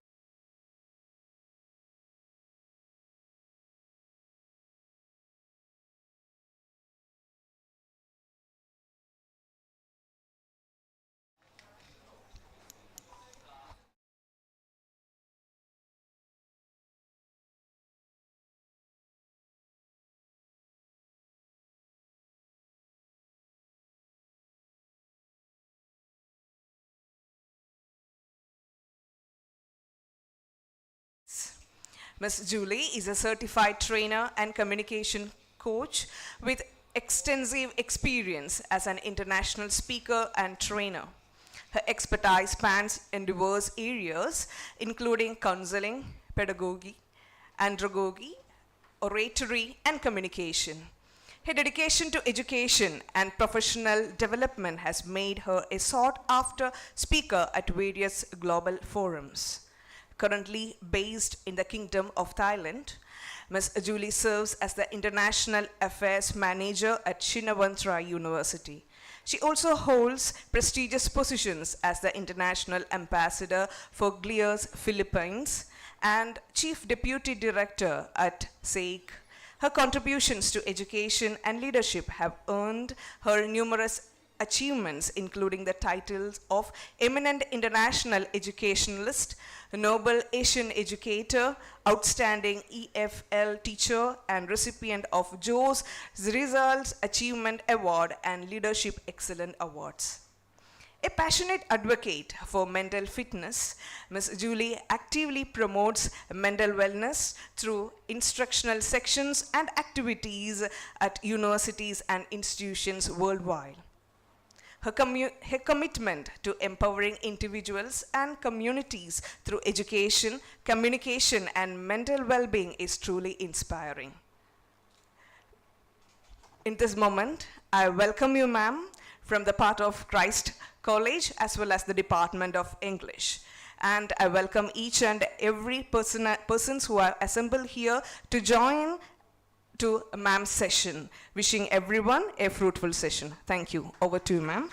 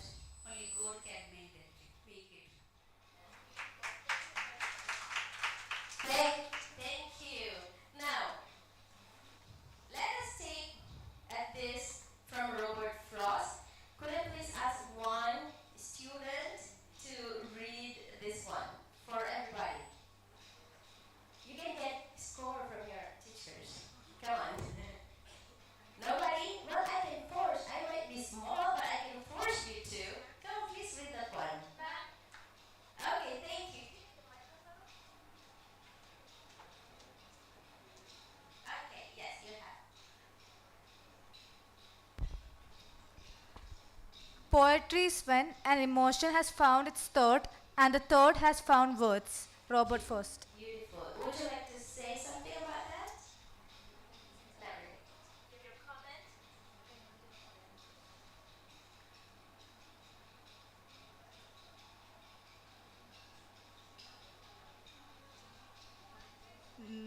Thank you very much. Thank you. You're very brave. Fellow educators, one of the things that we usually see in students or our learners is that are they happy? I mean, if you have 40 students, you have 80 judgmental eyes looking at you. Yes, I use the word judgmental. They are looking at you. And in that 80 eyes or 40 pairs of eyes, there are emotions there. Can be 80,000 emotions. And that's where we get that emotion, we use that emotion, and then we can use poetry with that one. Let's take a look at why do we want to use poetry. If you don't want to use poems, there is a vast list of everything else in literature. I'm just talking about poem this time. First, cognitive development. How? How does poetry help us in cognitive development? Second, we have emotional intelligence, which is more important these days. It's more important than IQ. And the third one is cultural awareness. We were talking about culture earlier, and the question is about culture. We can have that too. And lastly, of course, our language skills. Just recently, I have my graduate students. We use a short poem from high school. We use it for pronunciation practice. Now we will answer those along the way. Those four. Why and how does it serve us? I mean poetry. Now let's take a look at this. Another one from Carl Sandburg. Would like to read it, please? Raise your hand or I'll raise it for you. Nobody? Does anyone here have a birthday in April? Thank you for raising your hand. Happy birthday to us. Would you like to read, please? I don't have a gift for you, but maybe I'll see you in April.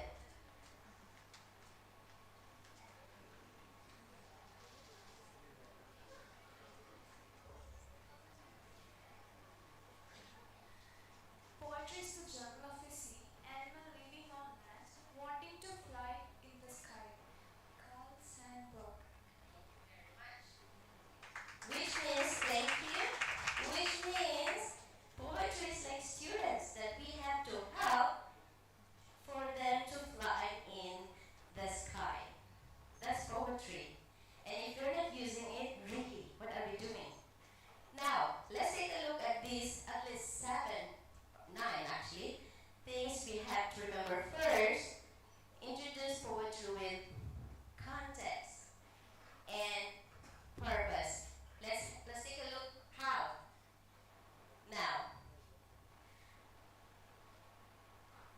I'm very old, but so my playlist of songs and music is actually from the olden times.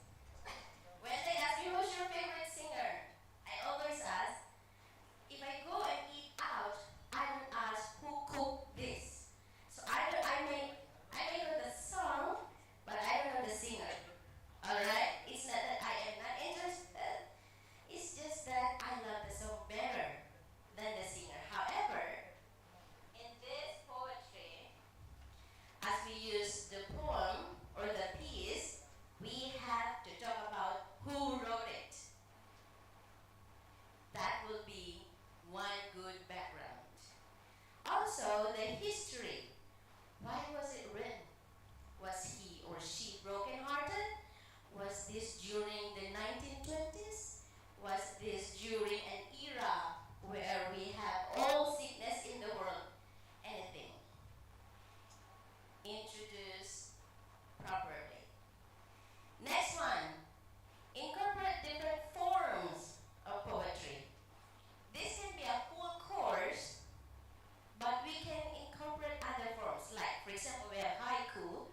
Japanese poem. Also, we have narrative poetry, any other poetry. We just have to introduce some and talk about some. We share. Sharing is good. Next, use poetry for close reading. Instead of writing sentences or reading essays, we can use poetry also for literary analysis. Yes, we have been given essays, long essays, or other scripts that we have to read. Why not change a little bit and get poems? Maybe let's get some reading from William Shakespeare's sonnet. Can be one great piece for analysis as well. What I'm trying to say here is, come on, poems are also some options here. Next one. Oops. When I hear the word emotion, I get excited. It should get, also if I see faces, I mean no person has no emotion.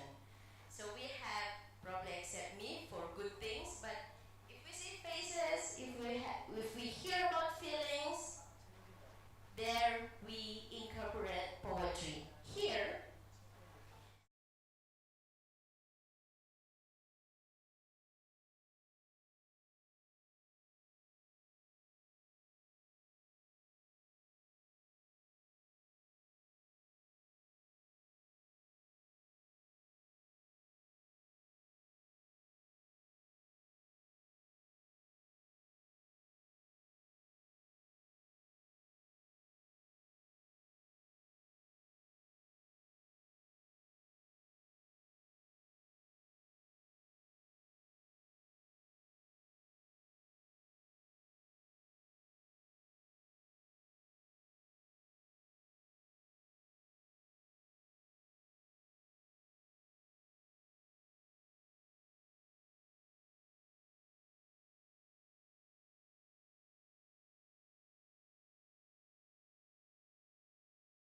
they can check everything, but for learning, that would be from us. And for that emotion that we're talking about, that will be, that should be, that must be from us.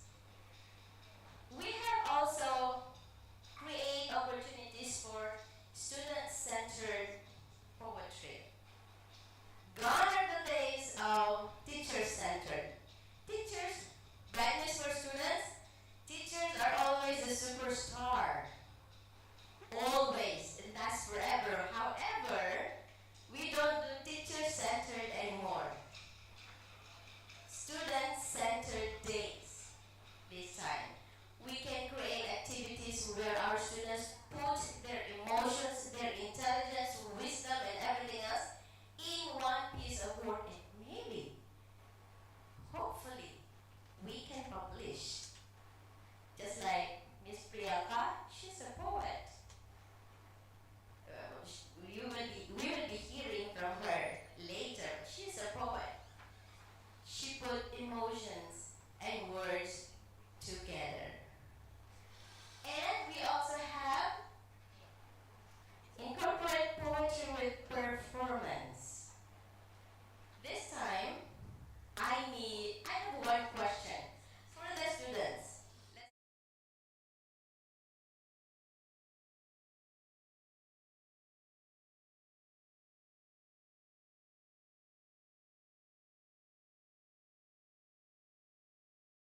Answer, but all of you will be correct. Could I please have at least 6 students, please? 3 from this side and 3 from the other side.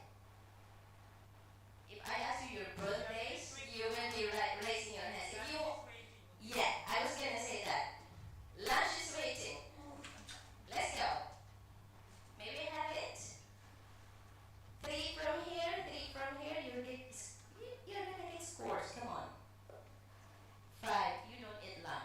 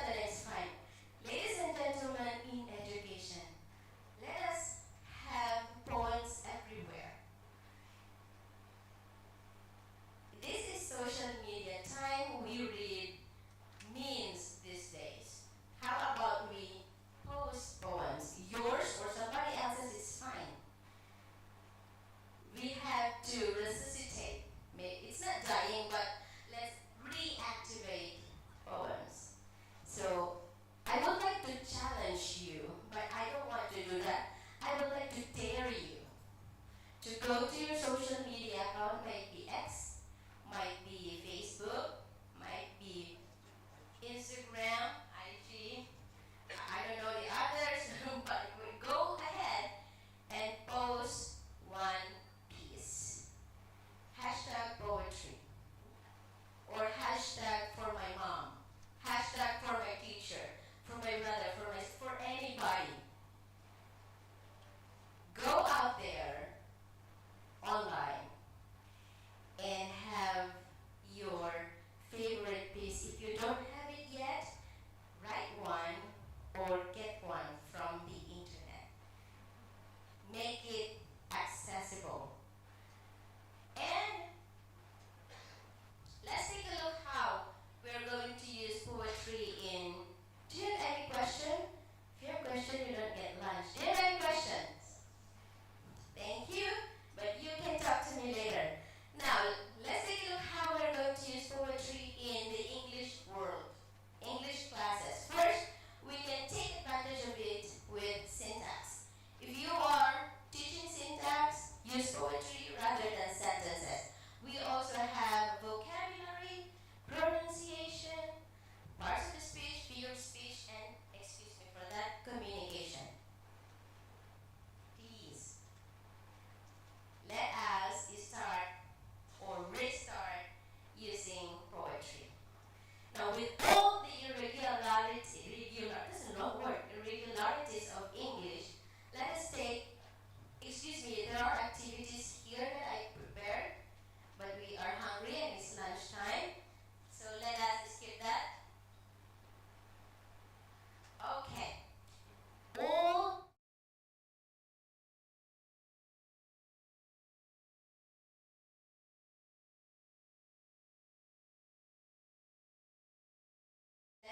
group of letters that I saw from the internet. Let's try to read. Oh, I'm hungry. I heard roti, but yeah, okay. Okay, can we goatee, but not goatee? Why? Because we are only thinking and looking at the sounds of the letters. Let us put that in different perspective of English. This will be the last part, don't worry. First, can you please read? So what is the sound of GH? Food.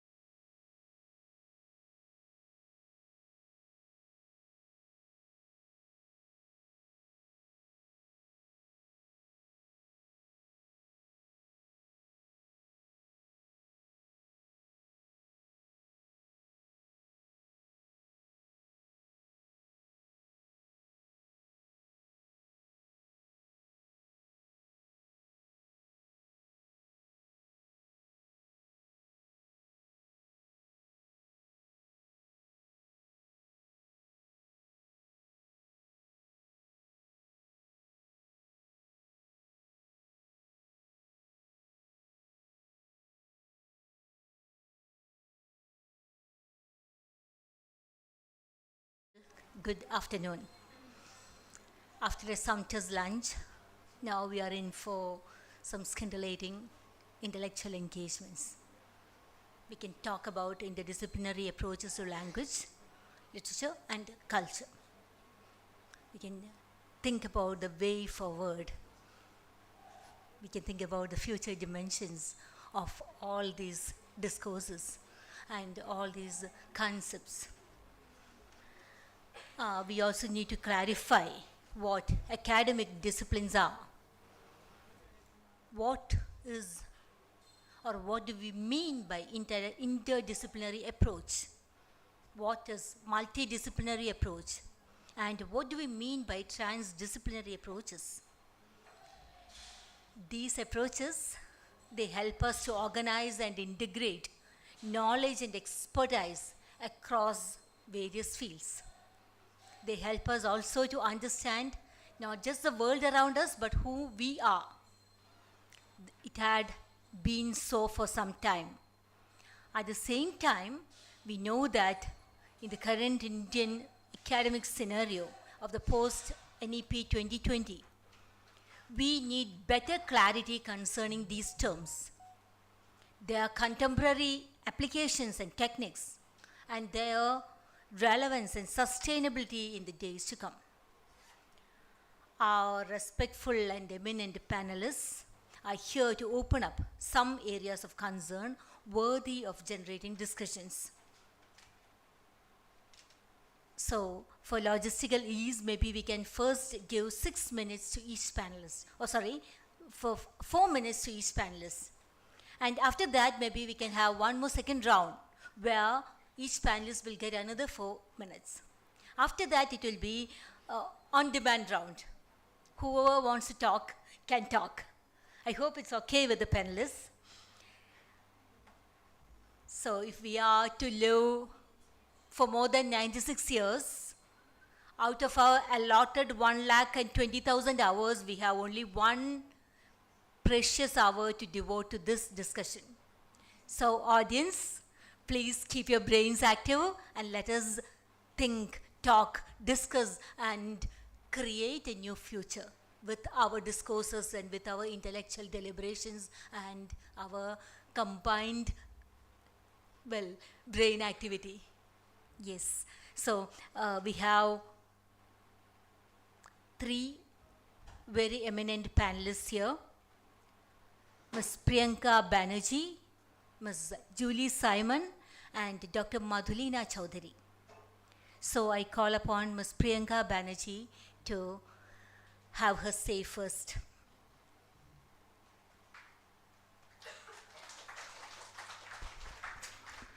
Good afternoon, everybody.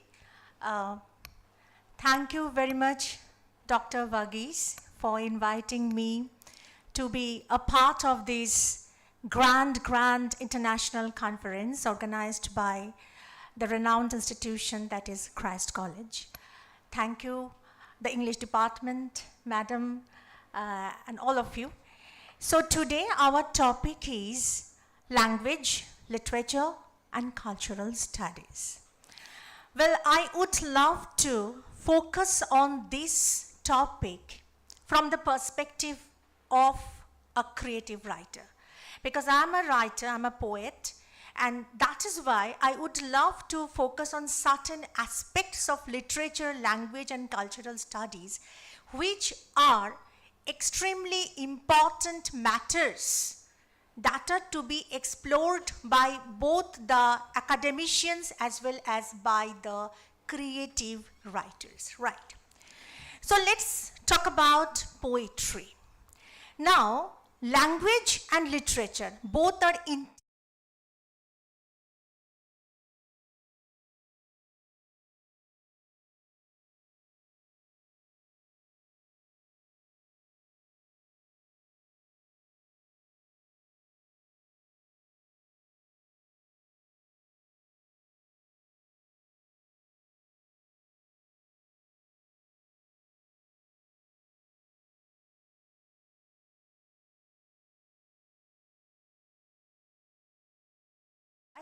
So without language, we cannot get that narrative of the text.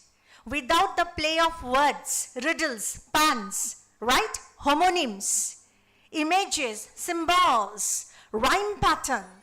So all these are those basic, parts of language which provide us with a framework, with a concrete shape upon which our psyche plays the infinite play and literature is created. That is why Kubla Khan, in the poem Kubla Khan, Coleridge says, river Alf, it bursts out from that cave, right?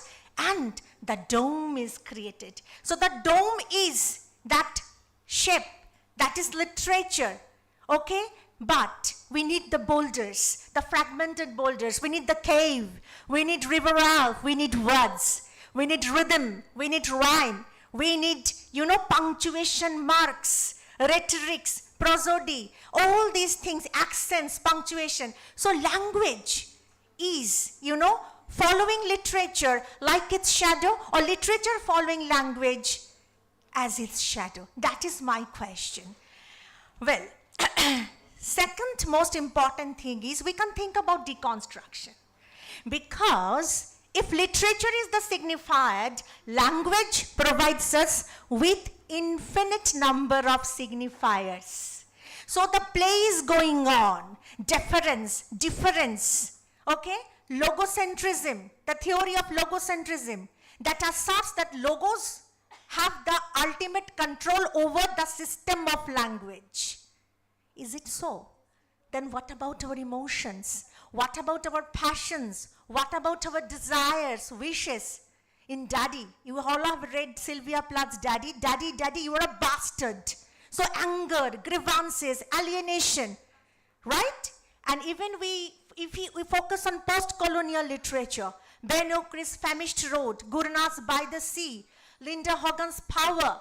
If we read Achebe's Things Fall Apart, we see that cultural studies has also become an integral part of literature. So all these things are interrelated. We cannot think about literature if we, detach it from the socio-political ambience in which that masterpiece has been created, right? So the post-colonial Nigeria is expressed as a vigorous force in Achebe's Things Fall Apart. So there we are, confronting with, or we are embracing, I must not say confronting, I must say embracing cultural studies.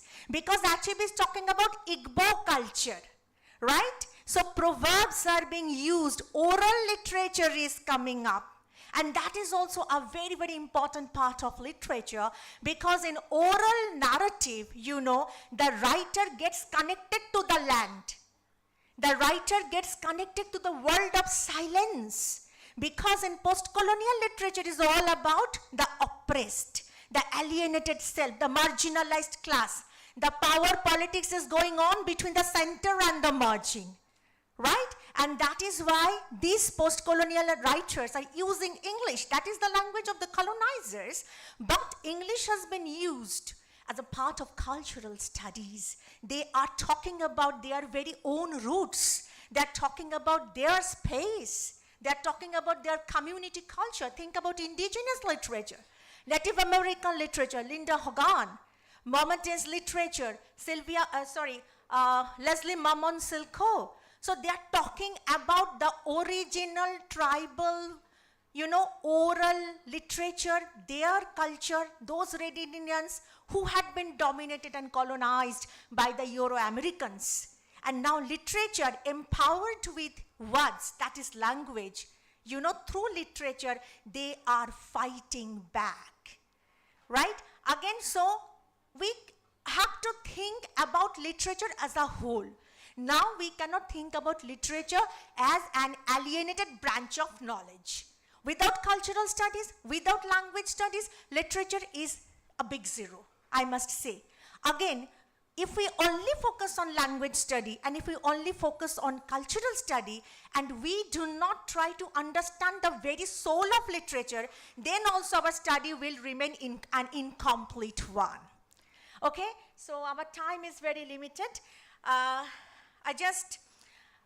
will give just one example from Browning's The Last Ride Together. See how language shapes up the thoughts of these, this masterpiece, the poem The Last Ride Together. I said then, dearest, since 'tis so, since now at length my fate I know, since nothing all my love avails, since now, I just don't remember the lines. So in the very first stanza of the poem, an emphasis has been given on the word since, and then hush, and there is a punctuation mark after that. My mistress bent that brow of hers, those deep dark eyes where pride demurs. So since, repetition of the word since throws the challenge to the critics. How the very word, how the poet is playing with the words.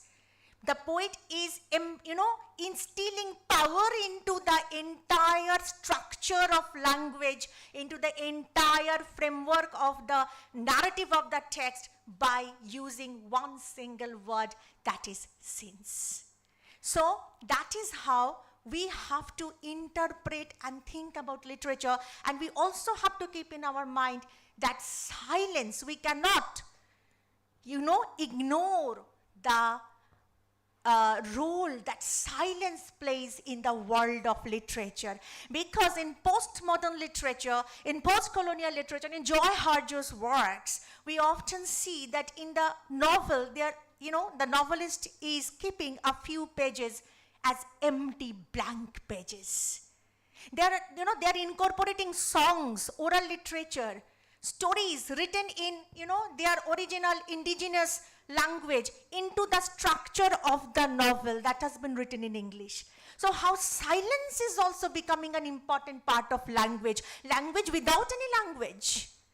Language without any word creates, a deep impact on the psyche of the readers. Okay, so time is almost over. Ma'am, I would like to read out a few lines from a very short poem of mine that got published in my first book, Challenge.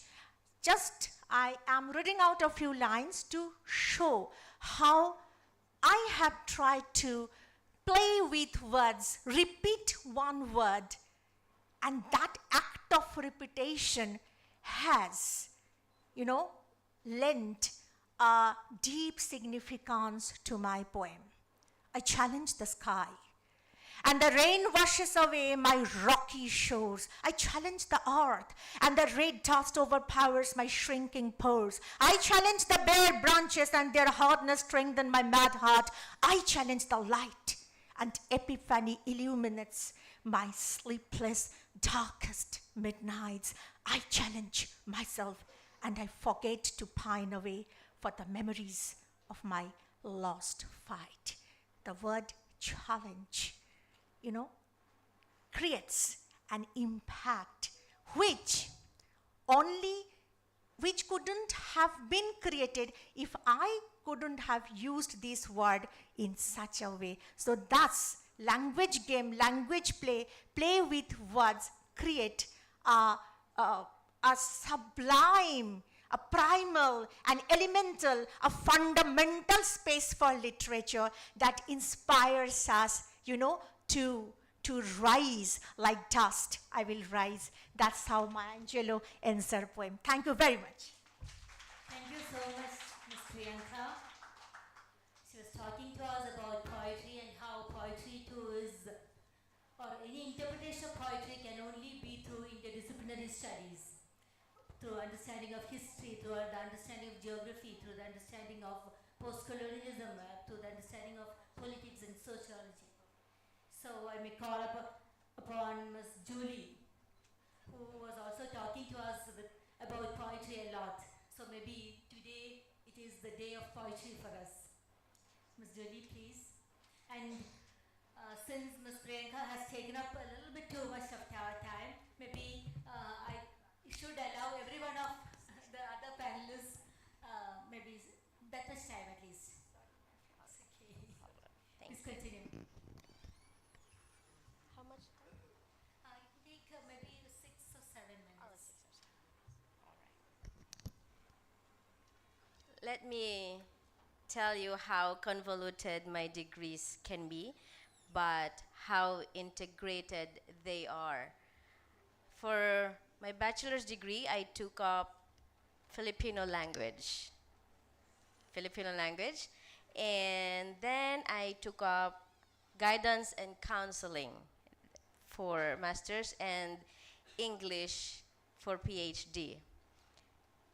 Now, as we are talking about interdisciplinary areas, interdisciplinary approaches, with this convolution of degrees that I have, I must say that I am taking advantage of every education that I have. It makes me now a better educator. Learning about Filipino language and then now English, plus the big factor of guidance and counseling, all of them equip me to know my students better, and of course from different vantage points, from a vantage point of a learner, that's me, and a teacher, also that's me, but having or studying different language and studying, say, human psychology, it is now easier to connect with the students. Now, as I take a look at the holistic point of view of education or these approaches in language, in literature, and in culture, one of the most beautiful part there is that we can always use each as we teach the other. We are teaching culture, we can use language, literature. We are teaching literature, we can use language and culture. We are teaching language, we can use literature and culture. They are all around. Now, in the approaches that we have, I'm a self-proclaimed, I'm unapologetic of this, but let me be excused. I'm a self-proclaimed pragmatist. If it's not working, if it doesn't work, if it doesn't have any use, if I cannot use it, I won't use it. Or I can just shake off. However, in the area of education, everything is very useful. Everything is a tool to help us learn. Everything is a tool to help us teach. Being a pragmatist, I've discovered how to handle preparation. In handling preparation, I teach professional communication. In handling preparation, and this very specific subject that I teach, preparation is one of the most difficult part, challenging part. But as I go out of the subject that I teach, incorporating every single thing or single matter, single subject, single topic that I can use, I use. Ladies and gentlemen, we are in the business of educating, of imparting knowledge, imparting wisdom, imparting information. Yes, information as well. With this duty, responsibility, calling that we have, it is most important that we do too. Our students don't just listen to us. It's always the teacher that the teacher is always the model. If also students are cruel. If we make mistake, they will never forget that. They will tease us or they will joke about that in their group chat maybe. That is why we have to prepare using every faculties that we have. However, I'm not scared of making mistakes. Pronunciation, grammar, bring it on. You can laugh at it, but still, these mistakes can teach us. More importantly, my mistake will be the best lessons my students can learn from. Oh, that's wrong. Even the teacher made mistake. So they will not forget it. They will never forget it. They will always remember. They can quote us in the future, but at least they learned something. We are in the business of embracing imperfection. This is education. It is a lifelong journey. If we are teachers here, we've been in and to school since we were 5, 6, or 7. And if we count the years we've been here in a school, in any learning centers, universities, for almost forever. We were playing only for 5 years of our lives, or 4 years of our lives. First birthday, second birthday, fourth, third and fourth, we are done, then we go to school. Teaching students is as good as teaching ourselves, with every possible vantage points that we can have. As we prepare, we compare, we contrast. Does this work? Is it useful? And then we bring in everything. Like I said earlier, we can actually have a salad of education.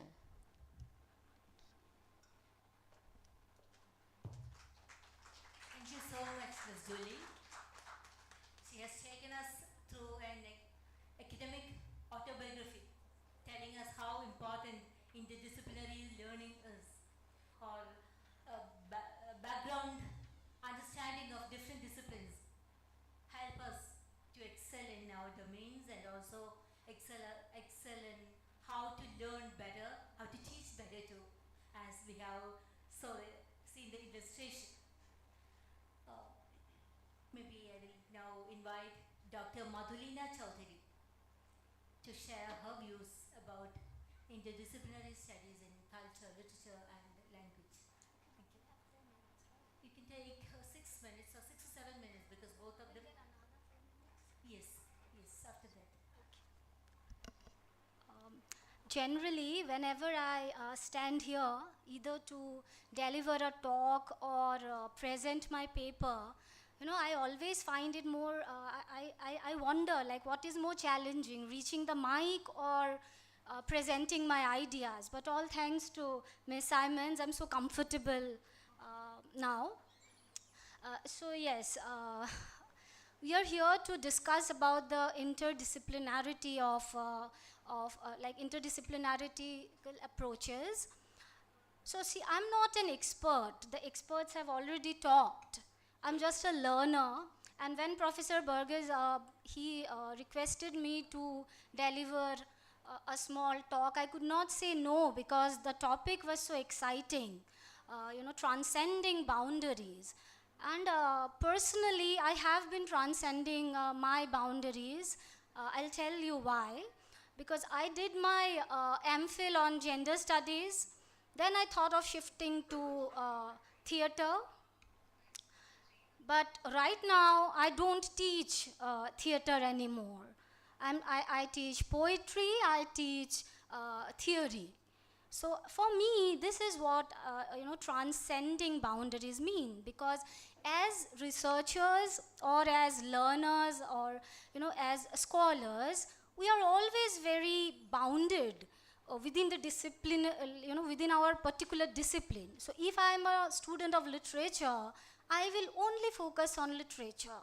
If I belong to cultural studies, I'll only focus on the cultural aspect. And if I belong to linguistics, then I will focus on the structural part of language. That is how it has been. But I think, the power of interdisciplinarity is something amazing.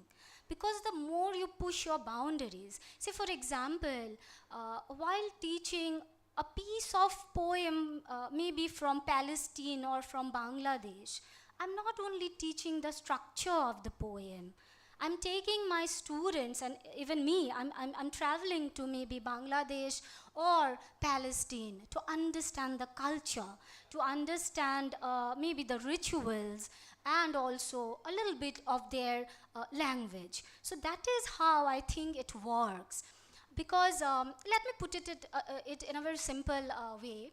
If language is the medium, I believe literature is the expression, and culture is the context. So these three terminologies, they are distinct entities, but they are intrinsically interconnected. You cannot do without one another, right?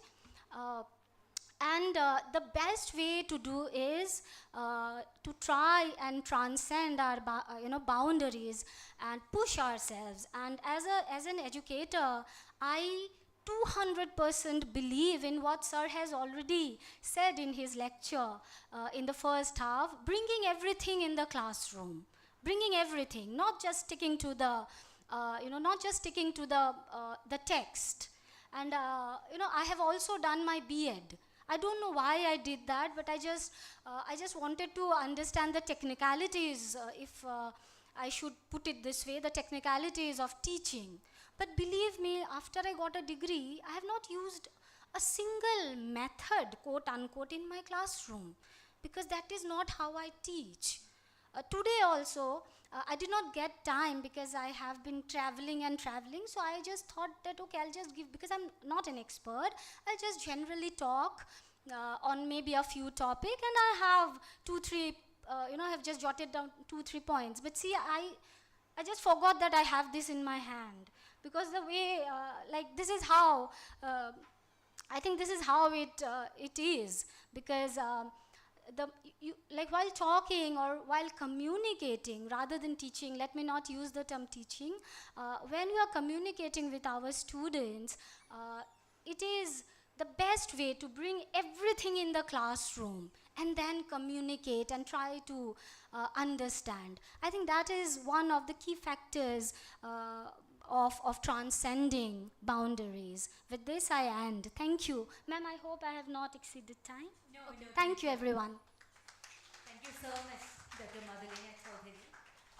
So now, Dr. Madhulina Chaudhary has emphasized the importance of transcending boundaries once more. And the present chairman of the UGC has talked about how the NEP 2020 was about freedom, flexibility and choice for students.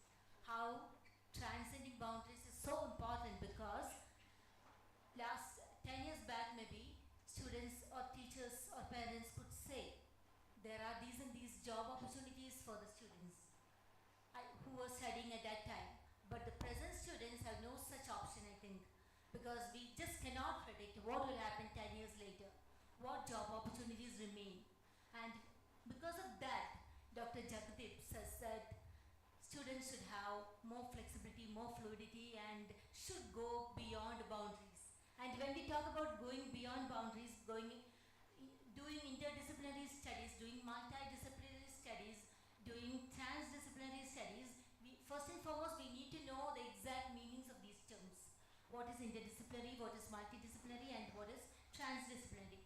Another thing is that we should also know it is not just about language, literature and cultural studies, because all these are even otherwise interconnected. It is like the question is the present opportunities are giving us more chances and more choices where we can study Sanskrit linguistics with maybe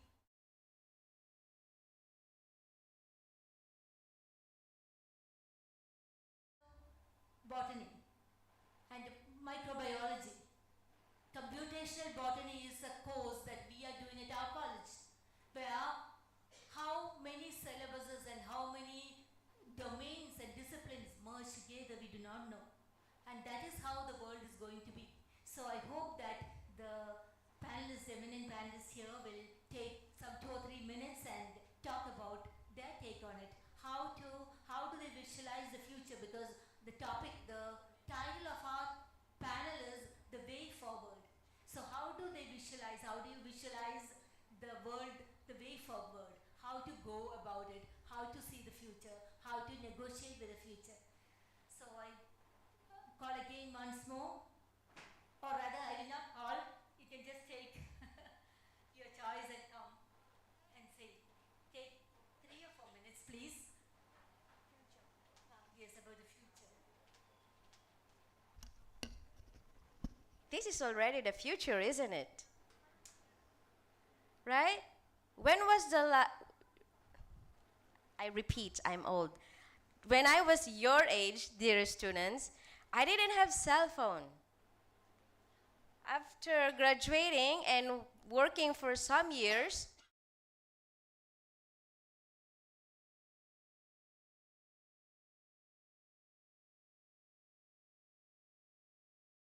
we go back to Thailand, I can talk to some of you, to many of you, through the internet.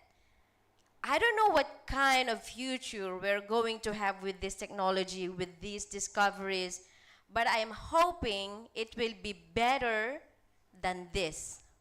But we have to be better than our devices or what the devices can do. The future of education will be different than how I used to be taught. We cannot practically remove technology to education, but we will try. In education, removing technology will be giving full instruction to our students in a very, very student-centered way. We have been using presentations, computers, everything else, but let us start the education of the future where we have 5 or 10% of the time for ourselves as educators and 95 or 90% for the students. Probably we can emphasize the use of PBL, problem-based, PBL and other project-based learning. That's the past, but now we have to magnify that in the future. So when I say in the future without the technology, that would be the time when our students, when our learners take the stage. They actually have a lot to say. They have a lot to share. Now, future in education without the technology is having our students' talents and abilities shine. It's time to shine. Educators have been superstars for many decades. Imagining or planning for and of the future of education without technology is the time when our students steal the tag of students publishing researches. That should be the future. Fourth one, and importantly, having and imagining the future without the technology will be accepting that students can actually educate us. There are many things that we can learn from our students.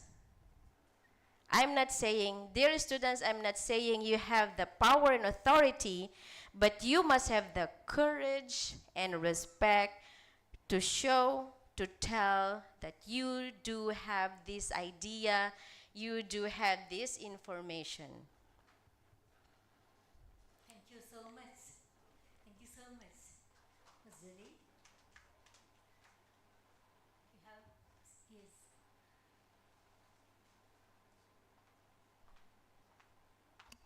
Priyanka Banerjee. Okay, so during the pandemic, we have seen how powerful technology can be. So if, it is because of those online classes that the teaching learning process, could continue in a spontaneous way. It is because of Google Scholar website that we come to know about, innumerable research articles and research book PDFs, on a particular topic. So as a researcher, I must say that in this, world, research is impossible, madam, without technology. So But the question is, should we, copy from ChatGPT? Or should we write something original?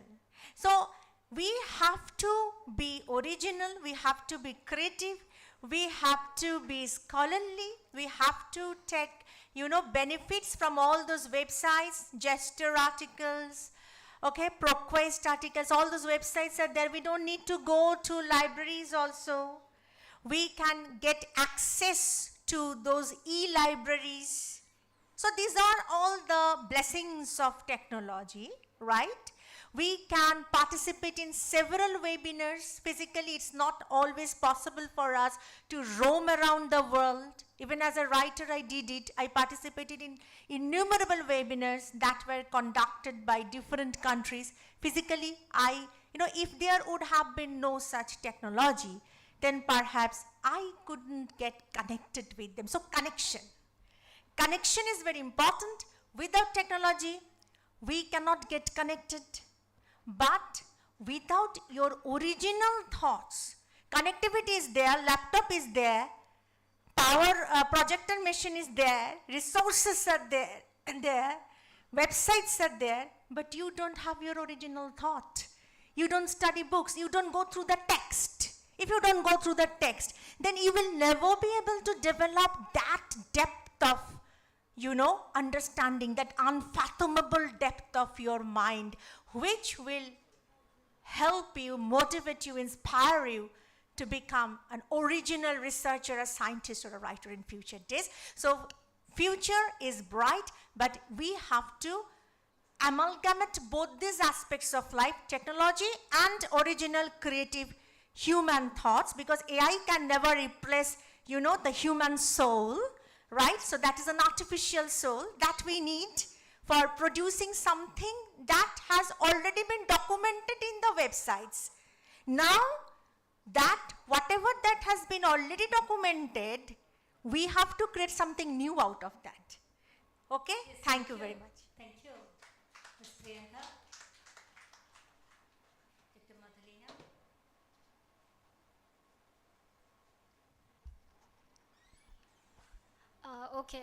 Future. So as Ms. Sammons has said, we did not have a phone or laptop.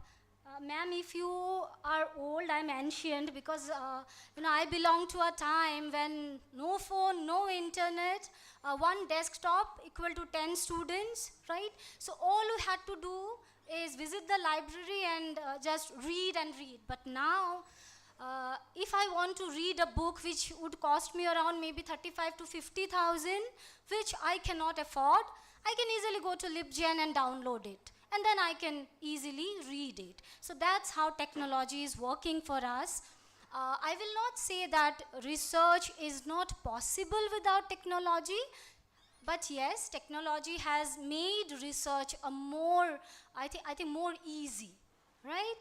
And I'm a very hopeful, very optimistic person. So I think with with technology and everything coming in, with AI and everything coming in, we will also have challenges in order to transcend our boundaries that I was talking a little earlier. So we will definitely have challenges like maybe epistemic tension. Maybe we would struggle to, like, we don't know whether the cultural diversity that you are talking about, whether we will be able to respect that or not. We will also face ethical questions, which is more important. But I'm very hopeful, and I believe without risk there is no gain. So we will have challenges, and I believe with these challenges we can expect growth. That's how I visualize it. Thank you so much. Thank you so much, Dr. Madalena. And so now we have learned a lot, we have discussed a lot, and we are thinking about a lot of things. I'm sure that these panelists have inspired, generated a lot of very productive thoughts in all our minds. It is also very relevant that the Department of English has brought up such a particular theme of transcending boundaries, especially in the context of FYUGP, which has been implemented in Kerala now, and maybe in many states of India, where students are given this choice to study maybe music and also astrophysics at one go. And that sort of interdisciplinarity or multidisciplinarity, and maybe they can later, after they complete their degree, maybe they will do multidisciplinary or interdisciplinary research over these issues or from their domains. And also there can be even transdisciplinary research, where the researchers from different domains will join together, integrate their research, integrate their knowledge, and be of use, be of real good to the society, to the community outside. I should wind up this. Every good thing has to come to an end. So thank you so much once more to the panelists who have really given their time, efforts, and energy to this hour to make it very fruitful for all of us. And also I should surely register my great appreciation to the Department of English, Christ College, for organizing an event of this sort, and also for inviting me in person. And I should also register my deepfelt reverence and respect to the keynote speaker of today, Professor Hawk. Thank you all. Thank you. Thank you very much. Thank you, ma'am. There is also one more element here. This is the small winding up, but then the audience can just put in one or two of your ideas.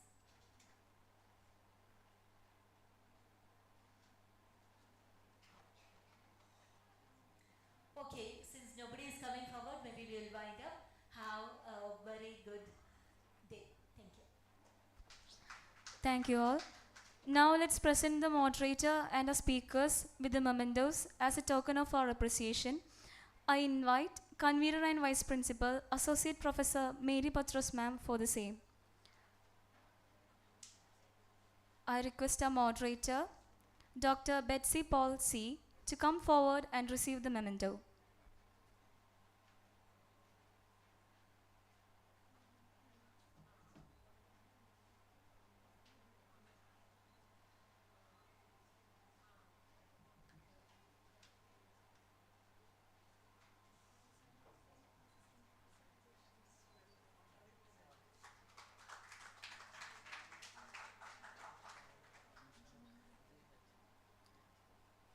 Now I request Dr. Anisha Matthew to give away the memento to Dr. Madhulina Chowdhury.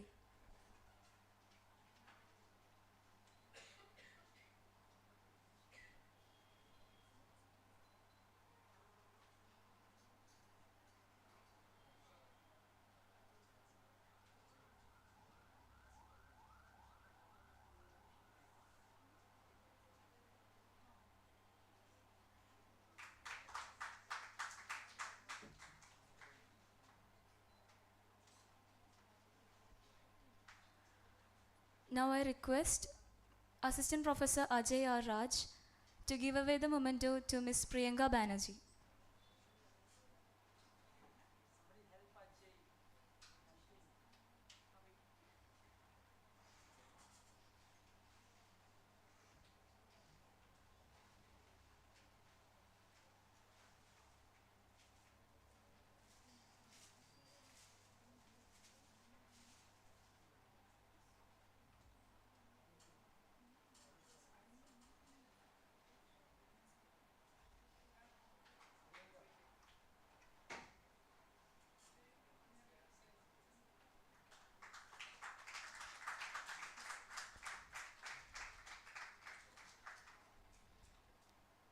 Thank you all.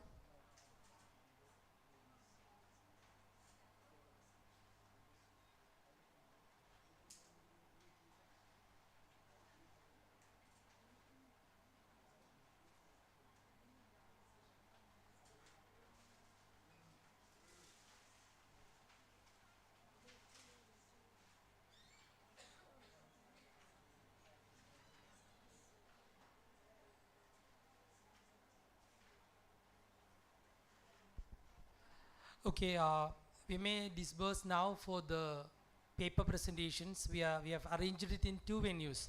One is here itself, the main venue, and another is Chavara, St. Chavara Seminar Hall. It's in our main block. And student volunteers will lead the presenters to the hall. But before that, immediately after the presentations, you should assemble here. We have a campus tour. We have arranged a campus tour. See, our campus is often said to be one of the best campuses in Kerala. Very much sought after by filmmakers.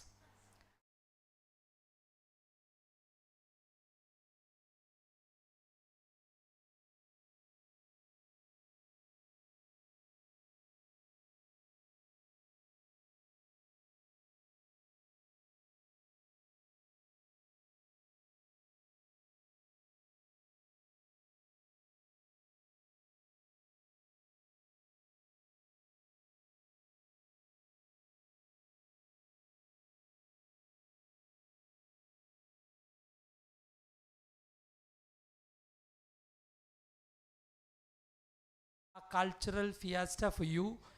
We have arranged, that's just 1 hour show, and now new additions are also there. We have our traditional dance forms performed by our students, and at the same time we have a poem recitation by our creative writer here, Priyanka Banerjee, and then an Assamese dance by one of our delegates, Simi Sutya, right. So that's the new additions to our cultural fiesta. So it will be just 1 hour, 5 to 6. And that's how we are going to wind up today. Thank you. So after your presentations, please be back here in the hall for the campus tour.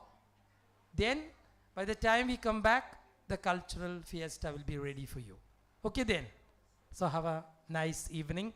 I think one of our MCs will just read out the presenter's name and the venue.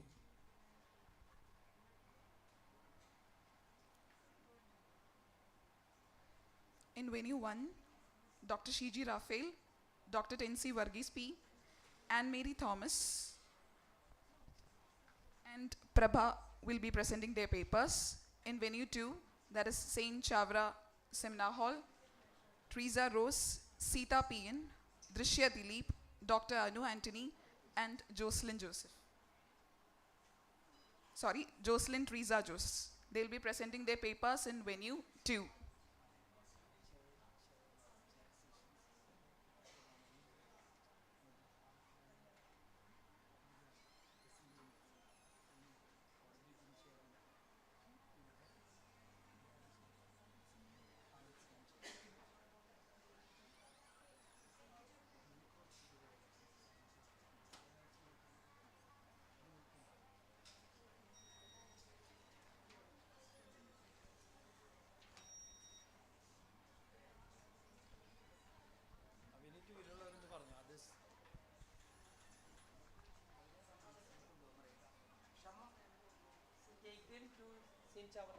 Shama.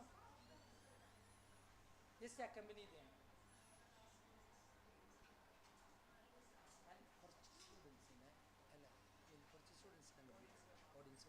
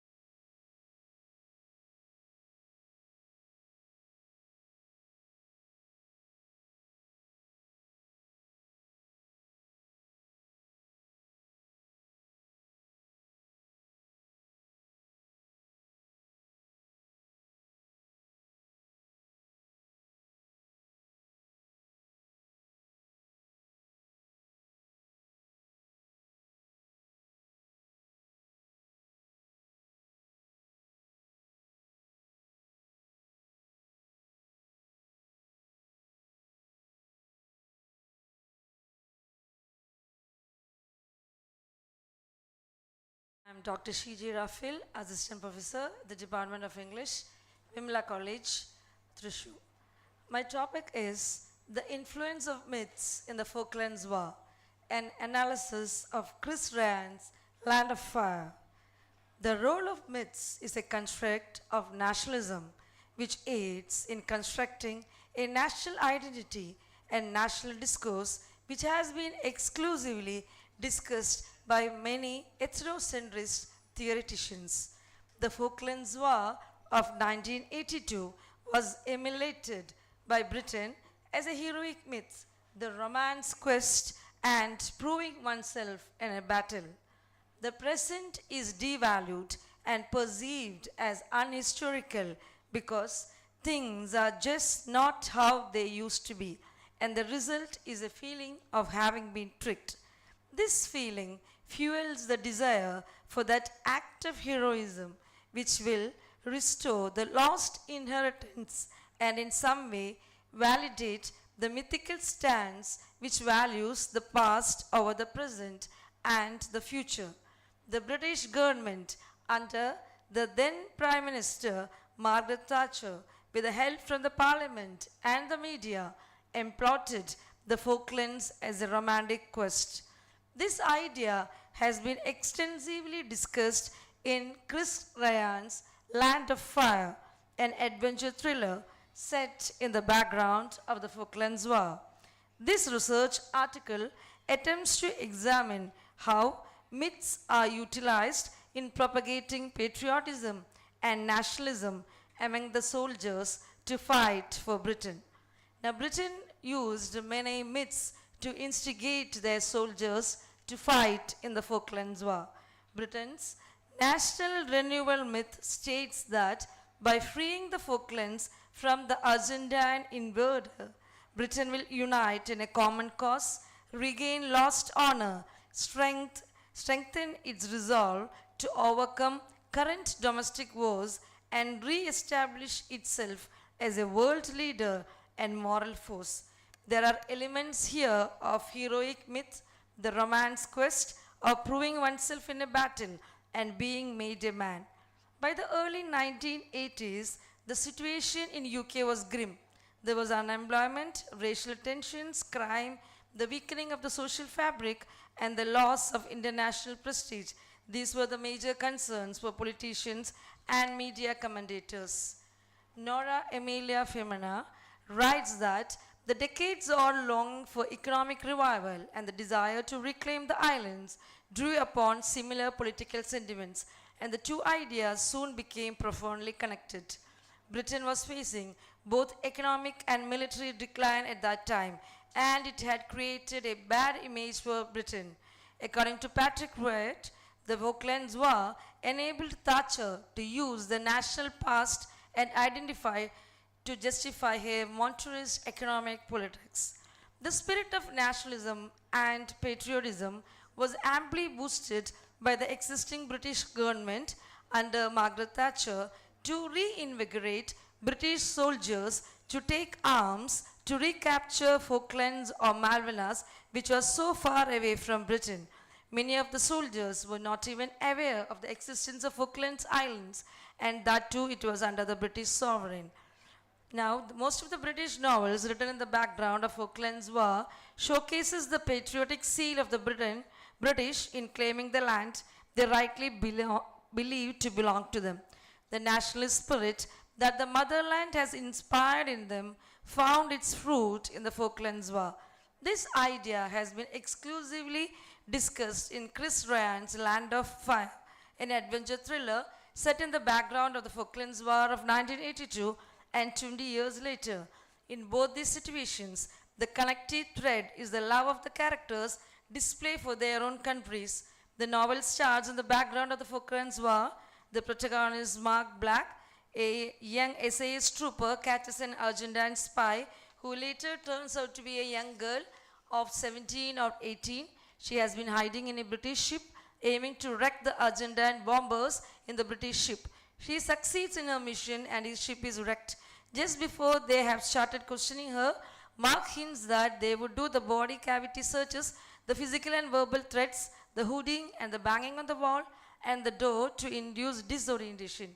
She was not ready to utter a single word. Mark Black says, I quote, I could have told them they were wasting their time. She was never going to speak, unquote. The Argentines were so loyal in their country that they were ready to even die for the nation. A dangerous mission was led by Andy, Mark's brother, which resulted in larger casualties. We are also able to witness some Argentine characters who are also loyal to their country. Seb, who had come to help them reach Chilean border, was actually an Argentine spy, but he acts like he was trying to help British team, but deliberately fails in his task. After 20 years, an Argentine military junta has returned to power, and they are planning to revert or invade Falklands Islands. Mark Black is a senior NCO, and he is back in the Falklands Islands on a training mission again.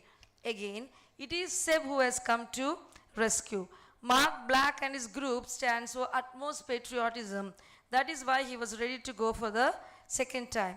Now you can also apply Thatcher's myth of economic regeneration.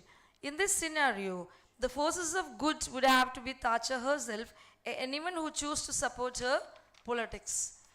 The Crusades of the Middle Ages are a prime example of historical events told as a quest romance.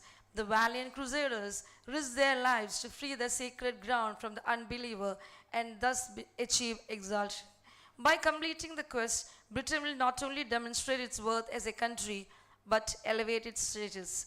People who go on Falklands expeditions are mythologized as heroes and martyrs, especially those who die in battle. Those who do not return do so as men, not as boys.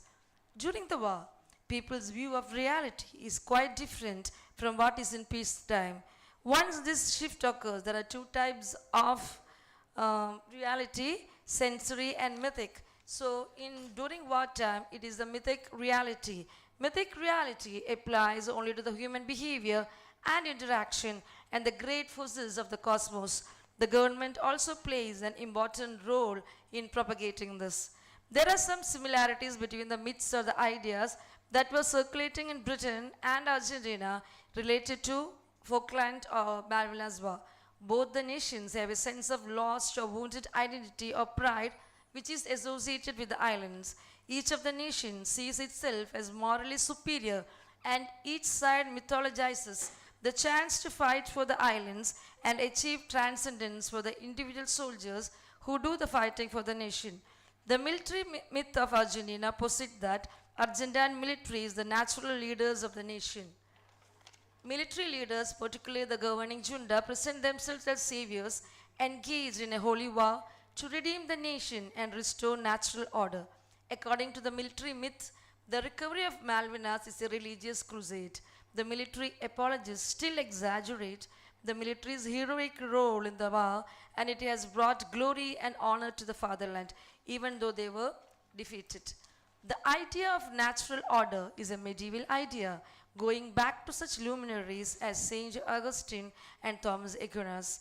The religious philosophy of the medieval ages is a principal contributor to the military's mythical concept of its role. It is actually good to punish evil, and it is a way to restore natural order. The image of a soldier as a crusader was projected, and the soldiers and many of the conscripts were brainwashed, and they think themselves as heroes who are fighting to claim back their rightful position, that is Malvinas Island. So, when the Argentine soldiers started fighting against the British, it was imprinted on their minds that they were fighting to restore the islands which really belonged to them. According to Britain's enemy myths, Argentina is the fascist dictatorship, defiant of the international community and the rule of law, and guilty of unprovoked aggression. The people of Argentina were portrayed as ignorant masses who could be easily manipulated into a frenzy of fighting with patriotic slogans and military gimmicks. Till the 1982 invasion by Argentina, Britain had treated Argentina as a child who cannot manage on its own and who makes complaints from time to time without gaining any real result. After April 2, that was the day when the war started, however, the child image was suddenly replaced by a menacing enemy, as it is evident by the parliamentary defect. The British had, I conclude, The British had propagated the enemy myth about Argentina as a nation of people who were passionate, ignorant masses, easily swayed by empty slogans and misguided patriotism. As the people of Britain was generally ignorant about the political conditions of Argentina, they were easily led to believe the picture painted by the propagandist. The British government emphasized on the dictatorial regime, violation of international laws, and the blatant negligence of the human values of the existing Argentine government, which created a negative image among the British. The Argentine government, too, with various propaganda, had impinged on the minds of the Argentine people that Falkland Islands rightfully belonged to them, and it was the duty of every able-minded Argentines to defend their country's honor. Through various enemy myths, they constructed an image of the enemy, that is Britain, which escalates the Argentines to fight against the colonial power. So this was an attempt to study how myths has influenced the soldiers from both Britain and Argentina to fight in the Falklands War, and how much each country had succeeded. And I have taken a novel, that is a book written by Chris Ryan, Land of Fire. Thank you for your patient listening.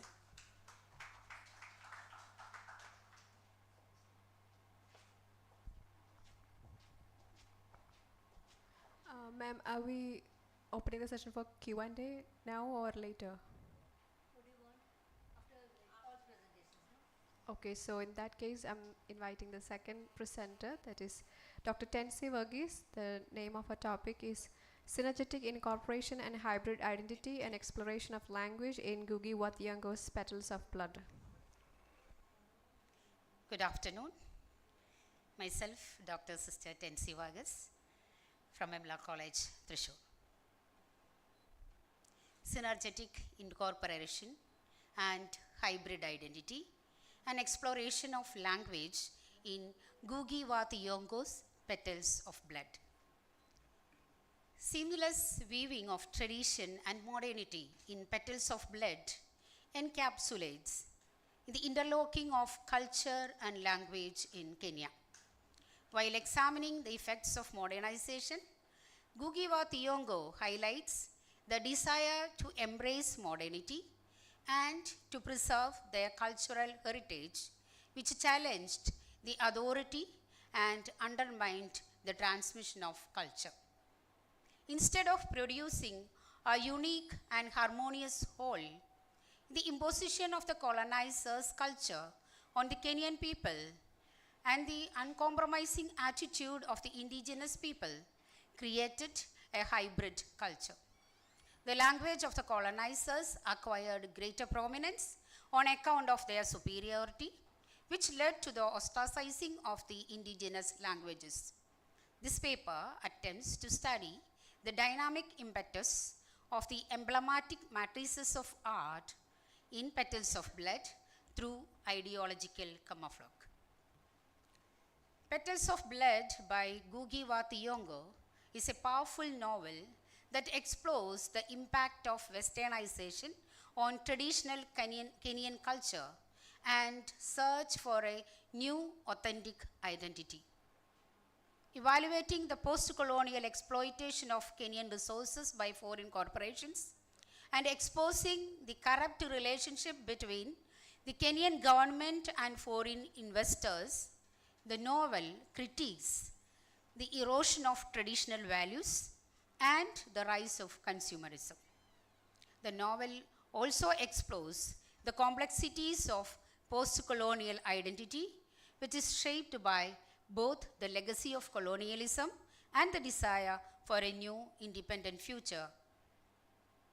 Moses Isagwa comments, I quote, in his book, Moving the Sender, Ngugi calls the journey to Uganda a homecoming. Uganda helped him to understand his sense of being Kenyan, most of all that Kenya was a black man's country, not a white man's country, as he had thought before his epiphany, and therefore that colonialism was rape, a criminal act. It dispossessed, dislocated, and destroyed people's idea of themselves by trampling on their culture and trying to replace with the colonizers' culture. It also meant that there were two histories. The official whitewashed history, peddled by the ruling class, and the real living history of peasants and workers fighting against foreign domination, unquote.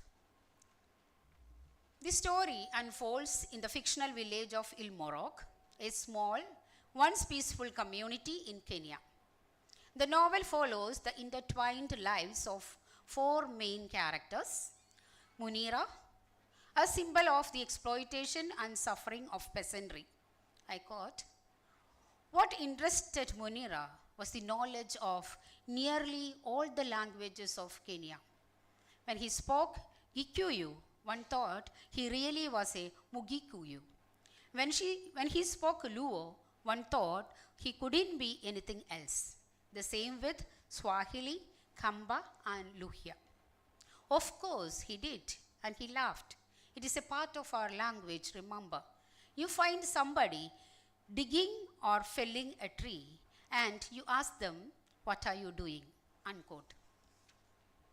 Abdullah, a Muslim who grapples with the changing social and religious landscape. Wanja, a woman who seeks education and independence, but faces social constraints.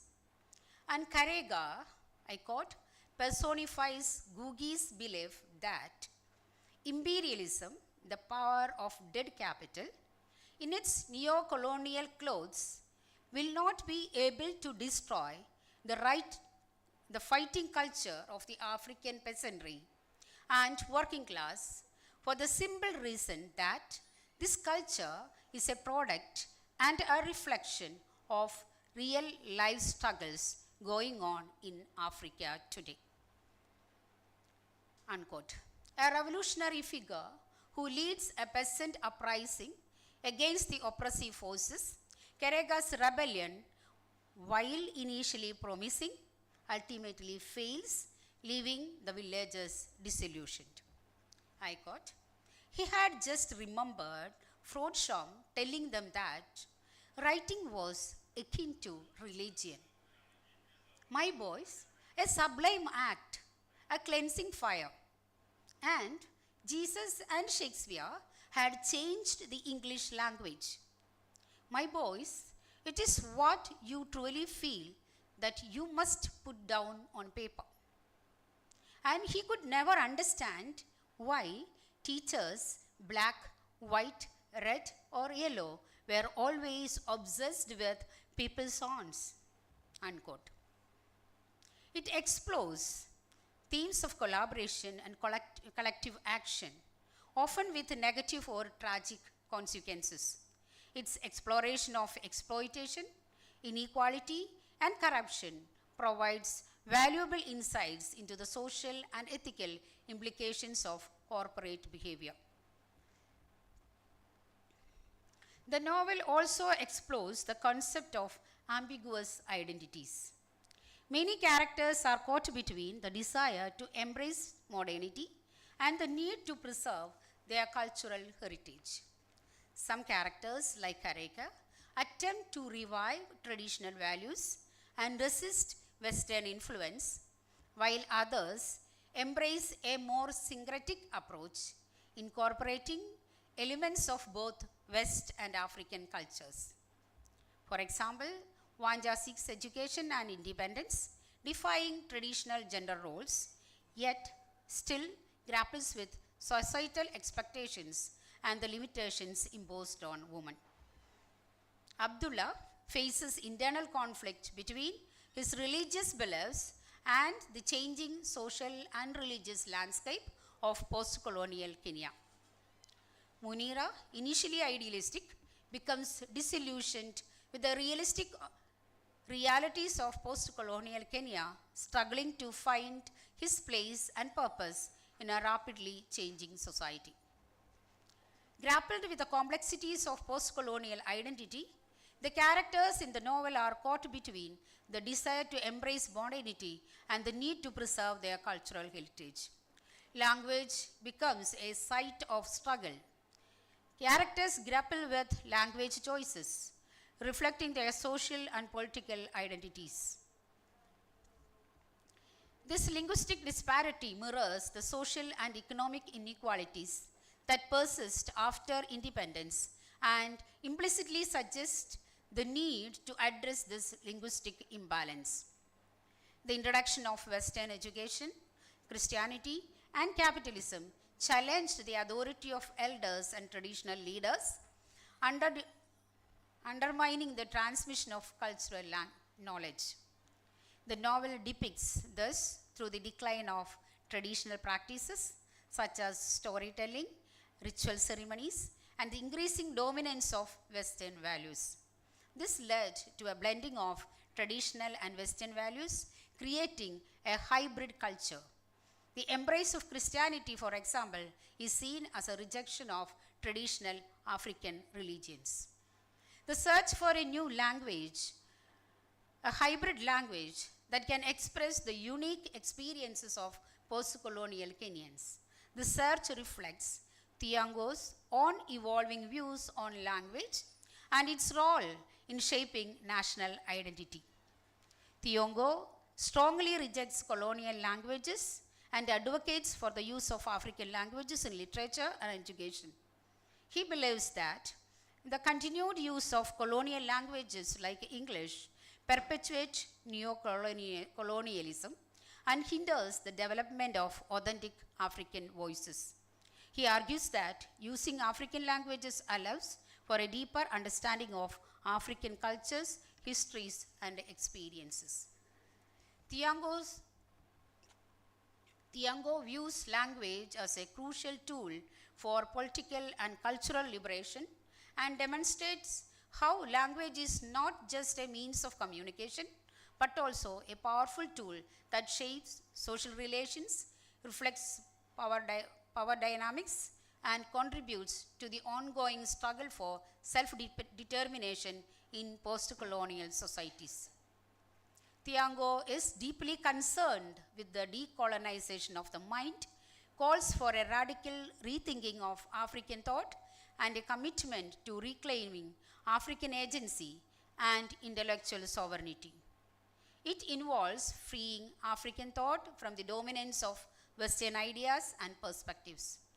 Thiong'o is not just a theorist, he actively practices what he preaches. And I quote, "It reflects the endless wars he had fought and survived, and the endless wars he saw ahead of him. He had slowed, leaving behind a part of him that was too worn out for the new skirmishes, and armed himself with a new vision imbued with urgency and uncompromising stand, as if he was declaring his own state of emergency, because time had not heralded the wounds inflicted on Kenya's masses, who had fought so heroically but had been so bitterly betrayed." Unquote. In conclusion, by depicting the social and economic inequalities that accompany this linguistic dominance, it suggests the need for a more equitable linguistic landscape. It lays the groundwork for this idea by highlighting the marginalization of indigenous languages, celebrating oral traditions, exploring the connection between language and identity, and implicitly critiquing the continued dominance of English. Thank you.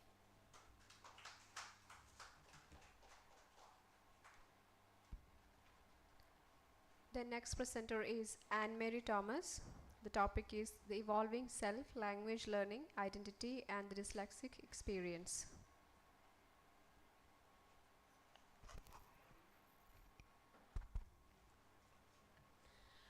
Respected Chair, organizers of the seminar, fellow presenters, good afternoon. I am Anne-Marie Thomas from Vimla College Autonomous, Thrissur. The title of my paper is The Evolving Self, Language Learning, Identity, and the Dyslexic Experience. Dyslexia is a neurological condition that mainly influences reading and writing. people suffering from dyslexia may experience problems with phonological awareness, the ability to recognize and manipulate the sounds of language, decoding, reading fluency, and writing, spelling, grammar, and composition. The child's difficulties with reading and writing significantly impact his academic journey. However, its influence extends beyond academics, affecting self-esteem, social interactions, and overall identity formation. This study examines how mothers perceive the role of language learning environments in shaping their children's identities, drawing insights from their narratives. Narratives from Mothers of Children with Dyslexia is a collection of personal accounts from mothers worldwide who share their experiences in supporting their dyslexic children's education. These children span a range of ages from preschool to high school. The book features diverse perspectives, including mothers from Singapore, India, Kenya, Spain, Great Britain, and the United States, each sharing their stories in their unique voice. Despite the varied cultural backgrounds of these mothers, many of their experiences and challenges in navigating the educational system for their dyslexic children exhibit striking similarities. Through an analysis of the book, Narratives from Mothers of Children with Dyslexia, where mothers across the globe share their experiences, the study explores how these environments shape children's self-perception, self-esteem, and social integration. Language learning is not only the process of acquiring grammatical rules and vocabulary, but also a deeply personal and transformative experience. It shapes our identity, enhances our cognitive abilities, fosters social and emotional growth, and provides a lifelong foundation for learning and communication. The same language environment that is likely to affect a person's identity positively proves detrimental in the case of a dyslexic due to the following reasons. Traditional language learning often prioritizes reading speed and accuracy, placing significant pressure on dyslexic learners who struggle with decoding and fluency.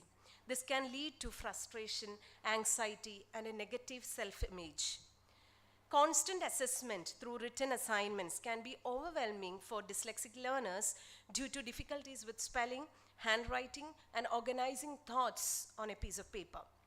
This can hinder their ability to express themselves effectively, and it also negatively impacts their self-esteem.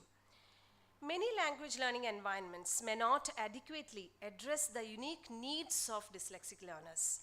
Lack of access to assistive technologies such as text-to-speech software or audiobooks can create significant barriers to learning. Dyslexic learners may face social stigma and exclusion in language-rich environments if their difficulties are not understood or accommodated. This can lead to feelings of isolation, low self-esteem, and a reluctance to participate fully in learning activities. So they face challenges in school, such as failing to pace with classmates, getting negative feedback from teachers, and being marginalized because of their differences in learning. The fear of making mistakes and the potential for public embarrassment can limit a learner's desire to participate in class discussions and to take part in communicative activities. Dyslexia is often referred to as an invisible disability because it doesn't have readily apparent physical manifestations like a broken leg or a wheelchair. This invisibility, coupled with the fact that many individuals with dyslexia possess average or above average intelligence, can make it difficult to recognize and diagnose. So in language learning environments, they become subject to bullying. Sally Shevitz and Bennett Shevitz, co-directors of the Yale Center of Dyslexia and Creativity, in their article titled Dyslexia and Bullying, write, I quote, Bullying intersects with dyslexia, particularly in school settings where far too often dyslexia is not identified, the word dyslexia not used, and the associated symptoms not addressed. As a consequence, dyslexic children, when asked to read aloud in class, are shamed and embarrassed. This frequently leads to bullying, unquote. A thematic analysis of narratives from mothers of children with dyslexia offers valuable insights into their experiences raising children with dyslexia. The recurring themes and patterns related to the impact of language learning environments on children's identity formation are identified.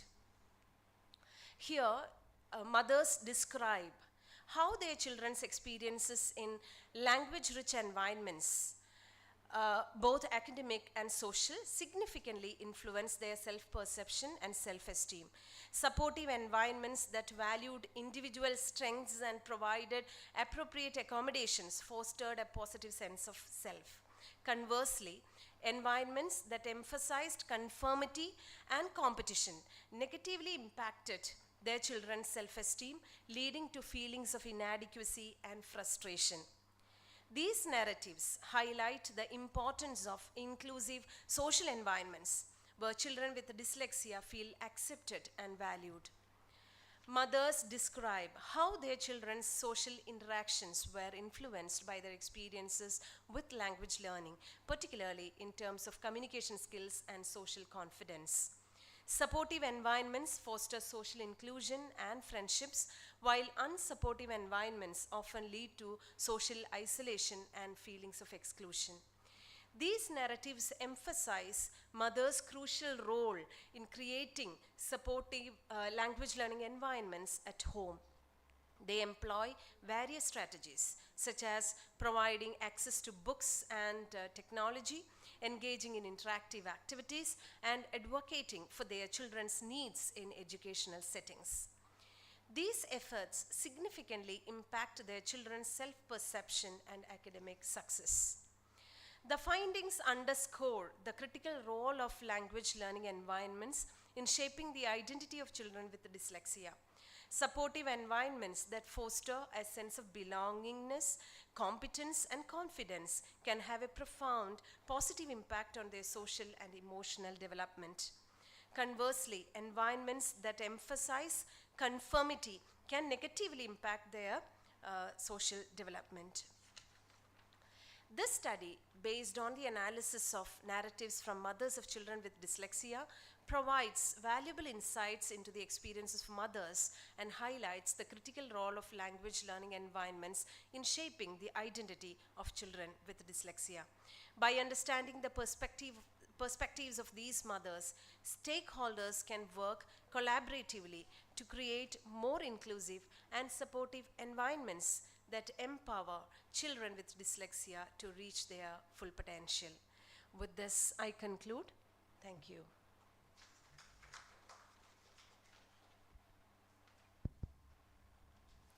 I invite Mrs. Prabha for the presentation. Her topic is language learning through Montessori educational system.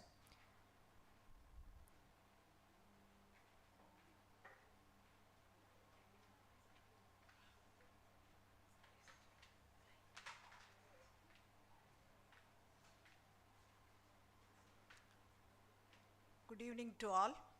It is my pleasure to thank the organizing committee for giving me the opportunity to present my paper here.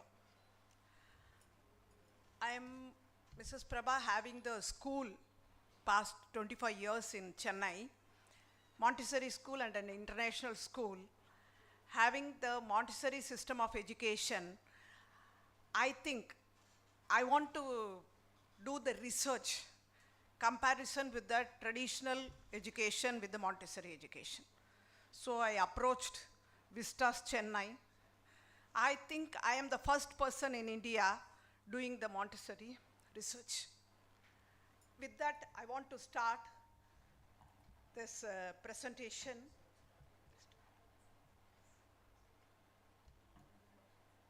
That language learning through Montessori educational system. everybody is talking about the cognitive development. Cognitive development is essential for children to excel in academics, boost their problem solving abilities, and improve their focus. Further, they are developing their discussion making skills, ensures success both in life and school. Montessori system of education, the sensorial and the language material, both are the keys for the cognitive development. This helps the children to develop creative thinking and decision making and comprehension, cognition, all these things are happening.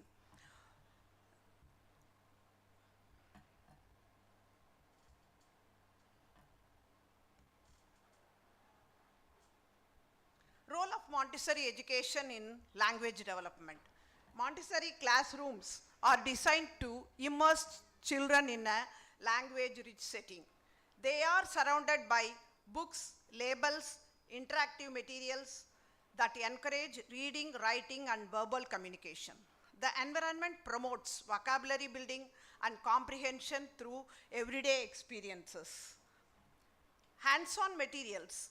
Montessori materials are carefully crafted, especially sensorial material, to support language. Though we are telling the children not to compare with each other, but they are able to do the degrees of comparison in the sensorial material.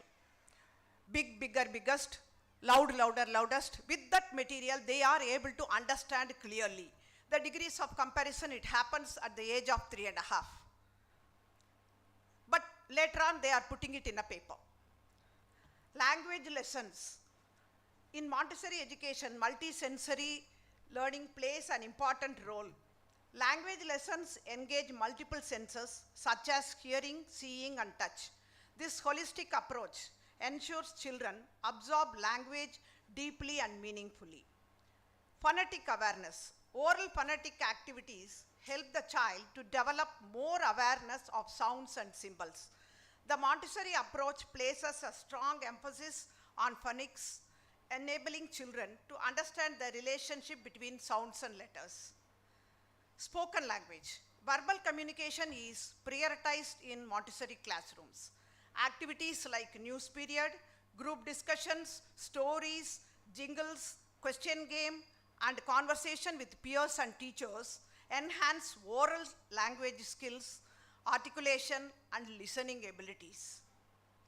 In Montessori education, children are encouraged to write before read. Writing is as an active and creative process, while reading is viewed as more passive. By mastering writing, children develop confidence and ease in decoding written language. Montessori education nurtures confidence in self-expression. Children are encouraged to communicate their thoughts and ideas freely, which supports the development of critical thinking and creativity. Let us see the methods employed to develop language in Montessori education. Montessori system helps the child in the way he structures the language by letting him express himself freely, logically, and coherently. We must foster their confidence, allow him to express himself, and give the feeling of self-esteem. The appreciation of language is important in the way it is structured. Enrichment of vocabulary is to help the child to expand the language so that he can express himself better and to build up his self-confidence and personality. Though the oral phonetic activity, the child becomes more aware of sounds and symbols. From the day one the child enters into the school at the age of 2.5, we have started giving the I Spy game that gives the sounds of that particular letters. Providing movable alphabets activity, he can make his own words from 3 letters to 8 letters.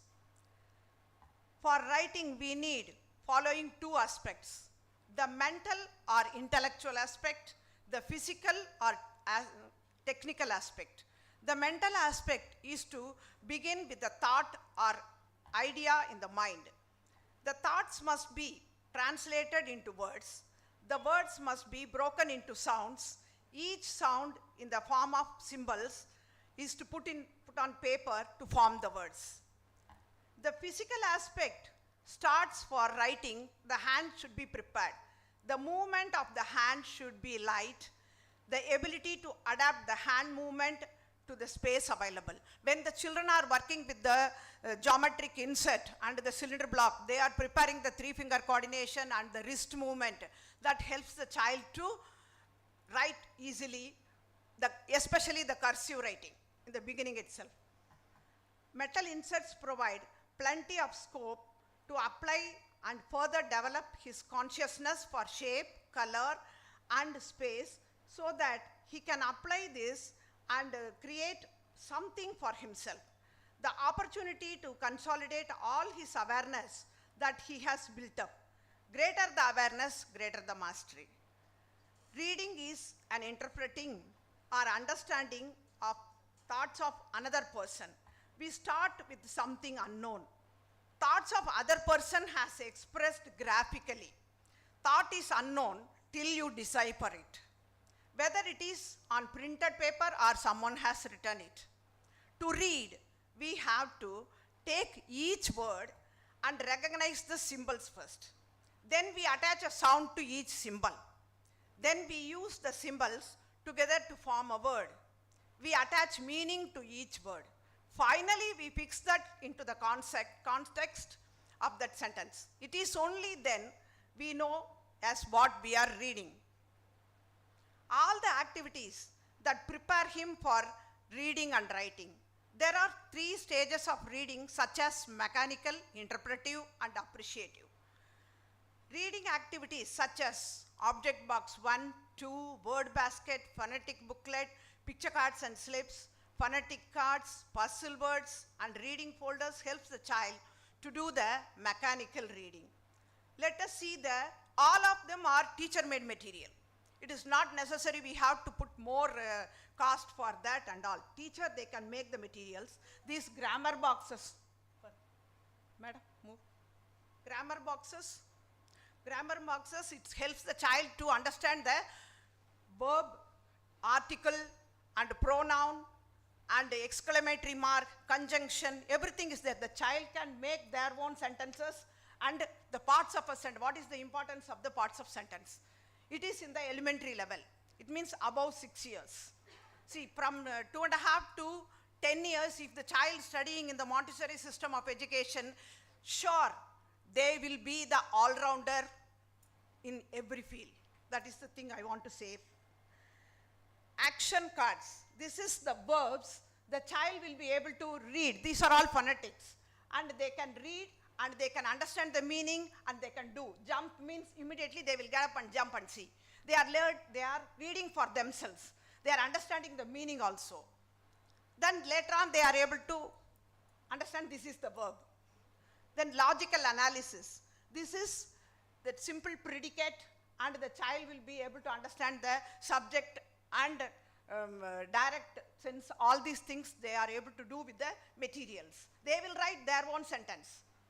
And we will help them how to work with that. Next, madam. Metal or drawing inserts. These are all helping the child to get the lightness of touch. In the 4-rule notebook, without holding the child's hand, they are writing on their own. That also cursive. The composition and drawing. Just we are showing the picture, we will discuss with the children that fun at the picnic. They can see and draw also, and using the hint words, they can make the composition. It is not like a traditional school, like I am studying in the 2nd grade, A section, my school name is like this. That is not the composition in the Montessori system. Composition means we will give a picture. You think, because the thought process will happen. Then they will get, each composition will be different. They will write whatever they are seeing here using the words below. And this is the movable alphabet. children will not write immediately. At the age of 5 only, they will start writing all the consonants and the vowels, all the long consonant, everything is there. When they are placing, it's like a 4-rule notebook, and when the K, where they will go and touch, it will come down and touching. That is the reason they will be able to write on their own correctly. Then singular plural. Singular plural, it is not like that when how we have studied like, idu vanda ES podana, adu vanda ES, that and all is not there. Because we have categorized everything. Nearly 13 pouches are there. Putting S, then after Y, one more S, then Y means IES, VES, all these things when segregated, and the child will be able to understand how we have to do the singular and plural. Then homonyms and puzzle words, homophones, all these things are the higher level, above 6.5 or 7. And the punctuation also we have given, puzzle words, homophones, homonyms, and this is the punctuation. We will write it and keep it, and where they have to put the capital letter and where that is ending. The control card also will be there. They should not open the control card. First they have to write and they have to see on their own. Through the control card, they can understand whether they have done it correctly or not. If they have not done correctly, again they can do. Nothing wrong in that sense. The next one is the classified cards. I am saying that from the 2.5 onwards, we are giving this. Initially, we will just tell the name to the child. Then we will discuss about this. Have you seen this flower anywhere? What is the name of it? Then just a discussion. Then later on, they will take a picture and write about that whatever they know. And the next one is adjective. Adjective, we are having the farmhouse material. That through that material, we are having the slips. The child will be able to keep it under the rough rock, the long tree, the tall tree, the fat dog. All these things they are working, and side by side they are able to understand the conjunction also. And if you are putting both those things in between that and, then conjunction will also be there. So the child will be able to understand, and they will be interested in working with these kind of materials because they love to do. Because all of them are toys like, but they are working with that. Classified cards are many, nearly 240 or 260 cards are there. The child can work with it. The next stage is small movable alphabet. See, this is like a big movable, the small movable. See how much of words they can make in a session. In one session, they can take that box and they can make words. In this, there is no difference between the consonant and the vowels. Beginning, we have differentiated, the consonants are pink and the vowels are in blue. But here, all are same color, they can make the phonetic word. Then articles. Articles helps them to understand how we are making the singular and plural. A stamp, A stamp, A stamp. Why we have to say A stamp? Joining it together and putting it as stamps. So logical adjective also. Then this is the logical adjective. The next one is the picture. The parents' workshop we are showing the children how the children are gaining the words through the movable alphabet. The mechanical, interpretive and appreciative level. These activities draw the attention of the child in the language and how they are placed. This is done at the interpretive level. Parallel to these, he does the word study activities like singular, plural, compound words, gender, prefix, suffix, numbers as adjectives, degrees of comparison, homophones and homonyms. The reading analysis activities makes the child to appreciate to do the reading fluently. In elementary level, simple predicate and grammar boxes helps them to develop further development of language. Anyway, thanks for the opportunity. Thank you. So now the floor is open for questions or discussions or words of appreciation. I'd like to ask a question to Prabha ma'am. From your presentation, now this is just because I'm curious. I noticed something that you said if a child is studying in Montessori system from age 10 to some age, if 2.5 to 10. So here, I don't know if it is because I don't know much about schools. I find that kindergarten level they have Montessori, but in higher levels, do we have schools? And can you suggest some of the schools in South India? I mean, In Bangalore, more schools are available. are they international schools or International and Montessori. do we Both, have? because they are following some of the system IGCSE syllabus also. Okay. Because they are giving all the concepts through Montessori, and the parents' expectations are there. The parents' expectations are there. The children should get the mark. For that purpose, they are using IGCSE textbooks, and they are writing the test through the UK, 5th grade and 8th grade. In our school also it's happening. Thank you. Thank you, ma'am.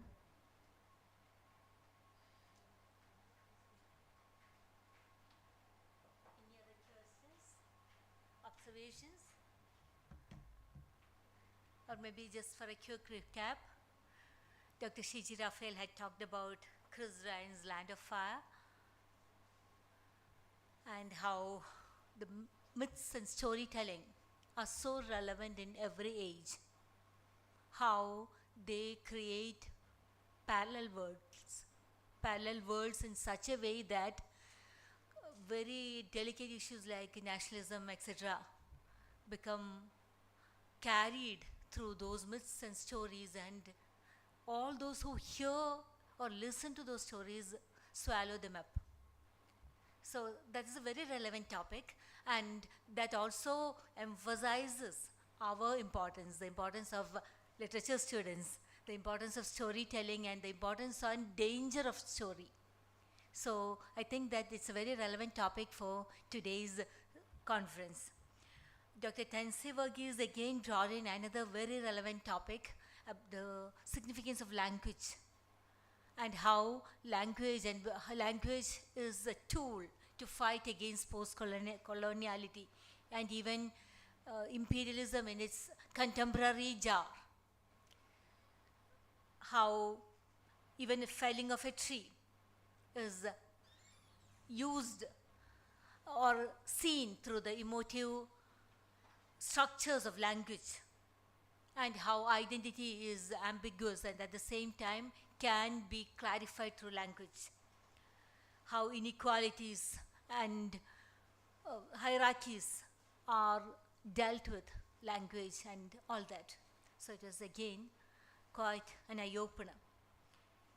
Dr. Anne-Marie Thomas, well, it is a paper which is very close to my heart. It is about dyslexic children.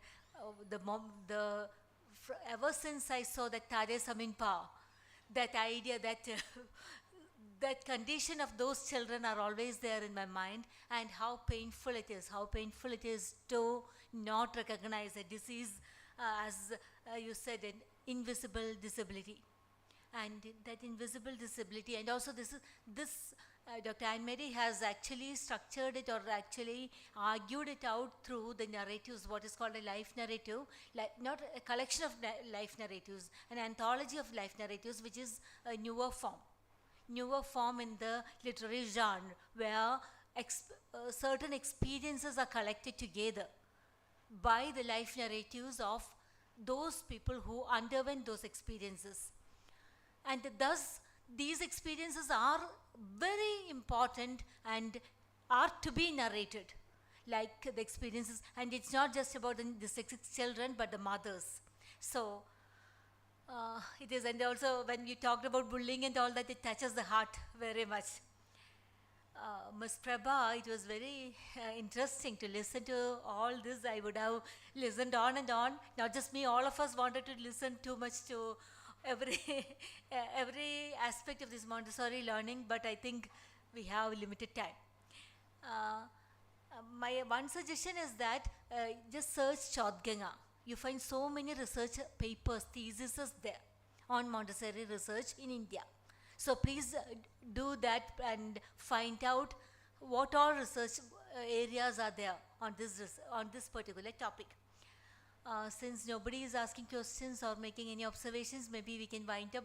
I know that everyone will have questions, but now it's already, well, time has gone too far. So thank you all for your patient listening. Congratulations to the paper presenters for having brought in such very interesting, enlightening papers which kept us awake even after that heavy lunch and all those tiring travel and all that. Thank you all. Thank you so much. Thank you. Thank you, Dr. Betsy Paul. So today's conference programs, we are winding up. We have tea now served outside.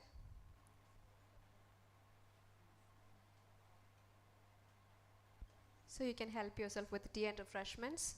About the campus tour that is mentioned in the schedule, that we will inform you soon in the group.